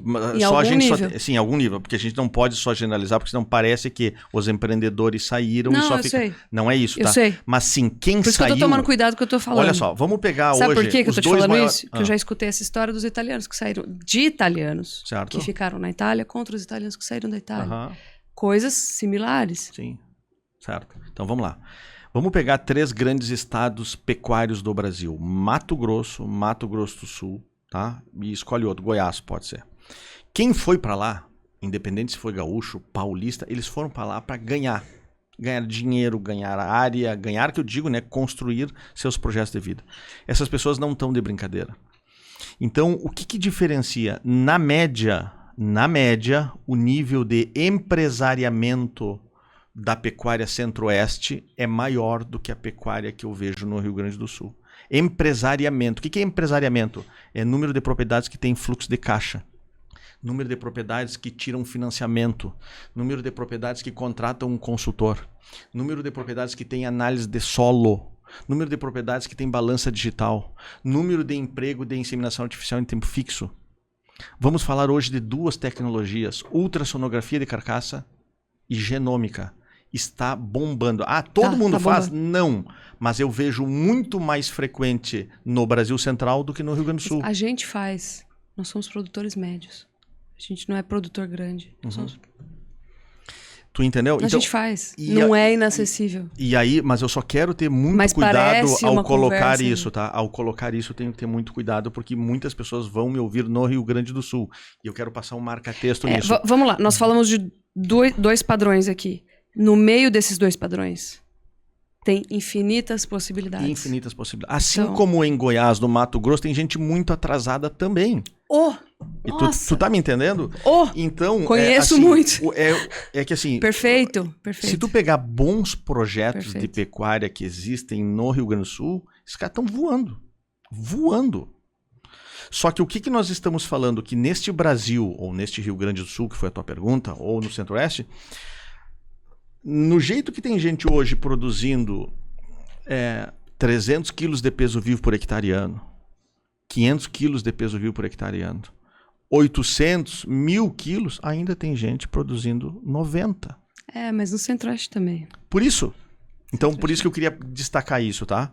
Agora, nós começamos a conversar um pouco sobre isso, sobre qual era a explicação. Então, na média, os projetos pecuários têm um maior nível de empresariamento. Tocando mais aquelas 4 linhas chamada fazenda como empresa, tem muito mais gente, eu vejo muito mais frequente no Brasil Central do que no Rio Grande do Sul. Entendi. E, inclusive, os gaúchos que foram para lá. Inclusive os gaúchos que foram para lá. Por sinal, minha mãe que fala muito, cara, eu gosto de gaúcho. Gaúcho, povo trabalhador, corajoso. Só que tem uma coisa... De opiniões fortes, verdadeiras, na verdade. Tem uma coisa não controlada, que é quase difícil coordenar a cadeia de produção animal, né? Ou de produção vegetal. Tem uma coisa muito curiosa que vai acontecer e que os teus números, quando tu tiver alguns anos a mais, eles vão sinalizar o que eu vou falar e a gente pode recuperar esse episódio. A própria pecuária tradicional do Rio Grande do Sul está mudando numa velocidade muito grande. E não por conta do gaúcho tradicional, mas por causa do gaúcho plantador de soja da metade norte do estado, que está descendo para a metade sul em busca de terras mais baratas, porque hoje nós temos tecnologia de soja na várzea, porque hoje nós temos, graças às multinacionais e empresas locais, implementos agrícolas para trabalhar com bastante umidade. E este cara que vinha só para plantar soja por 4 meses, ele pensou, mas aqui dá para fazer uma pastagem boa de inverno? E já que eu tenho aqui, eu tenho gente, eu vou comprar 400 boizinhos e vou engordar. E ele, assim como ele capricha e faz uma soja bem feita, ele faz 400 novilhozinho bem feito. E aí o ano que vem ele faz 600. E essa história começou há 15 anos atrás. E tu pode conversar com bastante gente do Rio Grande do Sul. Existe uma revolução em campo na região de pecuária atrasada. E isso vai refletir em números e indicadores daqui a uns anos. Vai, né? Porque a pressão econômica vai apertando e o mercado ele tem que se movimentar para algum lugar para compensar isso. Então essas terras vão passando para as pessoas que conseguem operar ela melhor. Isso não é só no Rio Grande do Sul, isso vai acontecendo em todo lugar. A USP e a Embrapa soltaram praticamente o mesmo dado há uns 6 anos atrás, ou 7 anos atrás, de que em 20 anos 50% das áreas de pecuária iam trocar de mão. Mais ou menos isso, tá? Em 20 anos, 50% das áreas de pecuária iam trocar de mão.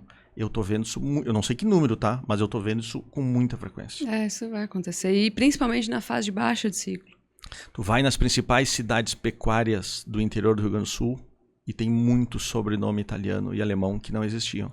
Sobrenomes da metade sul são Andrade, Ferreira, Nogueira, Silva, Antunes.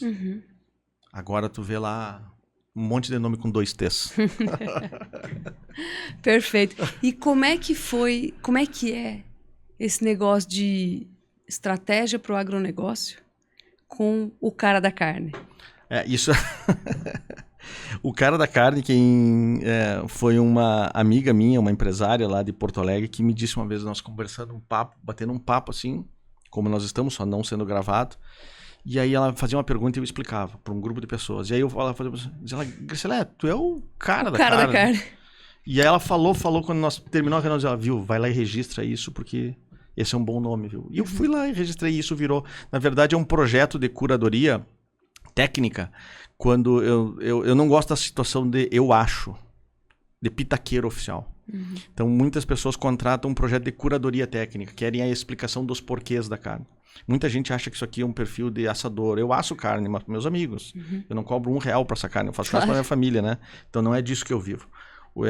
90% do meu trabalho é estratégia. E 10% tem a ver com iniciativas de carne, onde muitas vezes se confunde. Por exemplo, com estratégia de marketing para comercialização de carne.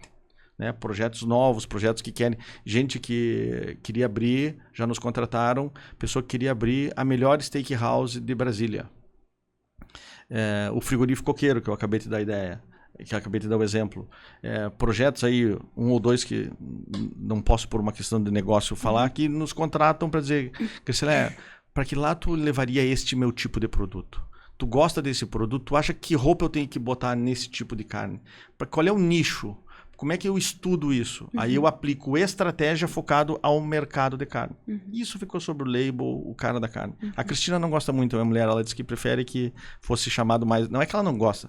Eu acho que te conhece muito mais como o Grecelé do que o cara da carne. Eu digo, tudo bem, uma hora a gente muda. Sim, mas ficou aí legal. Mas é isso. Agora eu vou, sábado nós vamos assar uma carninha, vai ser com esse boneco. E a próxima vez vai ser com carne lá que eu vou trazer do coqueiro. Ah, show. Porque eu sei que o produto deles é incrível. Faz eu um sei belo que eles trabalho. estão fazendo um belo trabalho. Belo trabalho mesmo. São Paulo já está experimentando. São Paulo capital tem bastante lá no nosso principal parceiro, que é o Debete. E no interior de São Paulo tem bastante. Um beijo pro Debete. E nós vamos, preciso chamar ele aqui. Ele é um cara que eu admiro demais.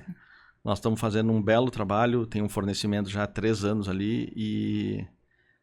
E nós estamos começando a incomodar, nós que eu digo, né? O frigorífico coqueiro está começando a incomodar no interior de São Paulo. Isso é bom. Não tem Vinhedo, nós tínhamos que trazer para Vinhedo aqui. Você sabe que não quer ser representante comercial? Você sabe que Vinhedo tem o supermercado mais bonito que eu já vi. Vou falar que é no Brasil. Certo. Se você quiser conhecer, passa lá depois, eu te falar o nome. Tá, ótimo. E na frente tem uma casa de carne bem legal também. Vale a pena, porque aqui a gente tem uma renda per capita muito alta, né? Sim. É um dos maiores IDHs do Brasil. Sim. Então, Vinhedo é conhecido quase como uma cidade dormitório. As pessoas vêm, dormem e voltam para trabalhar em São Paulo. Por que vem para cá? Qualidade de vida. Qualidade de vida. Então, trazem um bom padrão aqui para a cidade. Tem espaço. Eu fiz um trabalho, tu ia ter orgulho do teu colega veterinário. Eu fiz um trabalho eu estudei 50 municípios, 50 cidades no Brasil.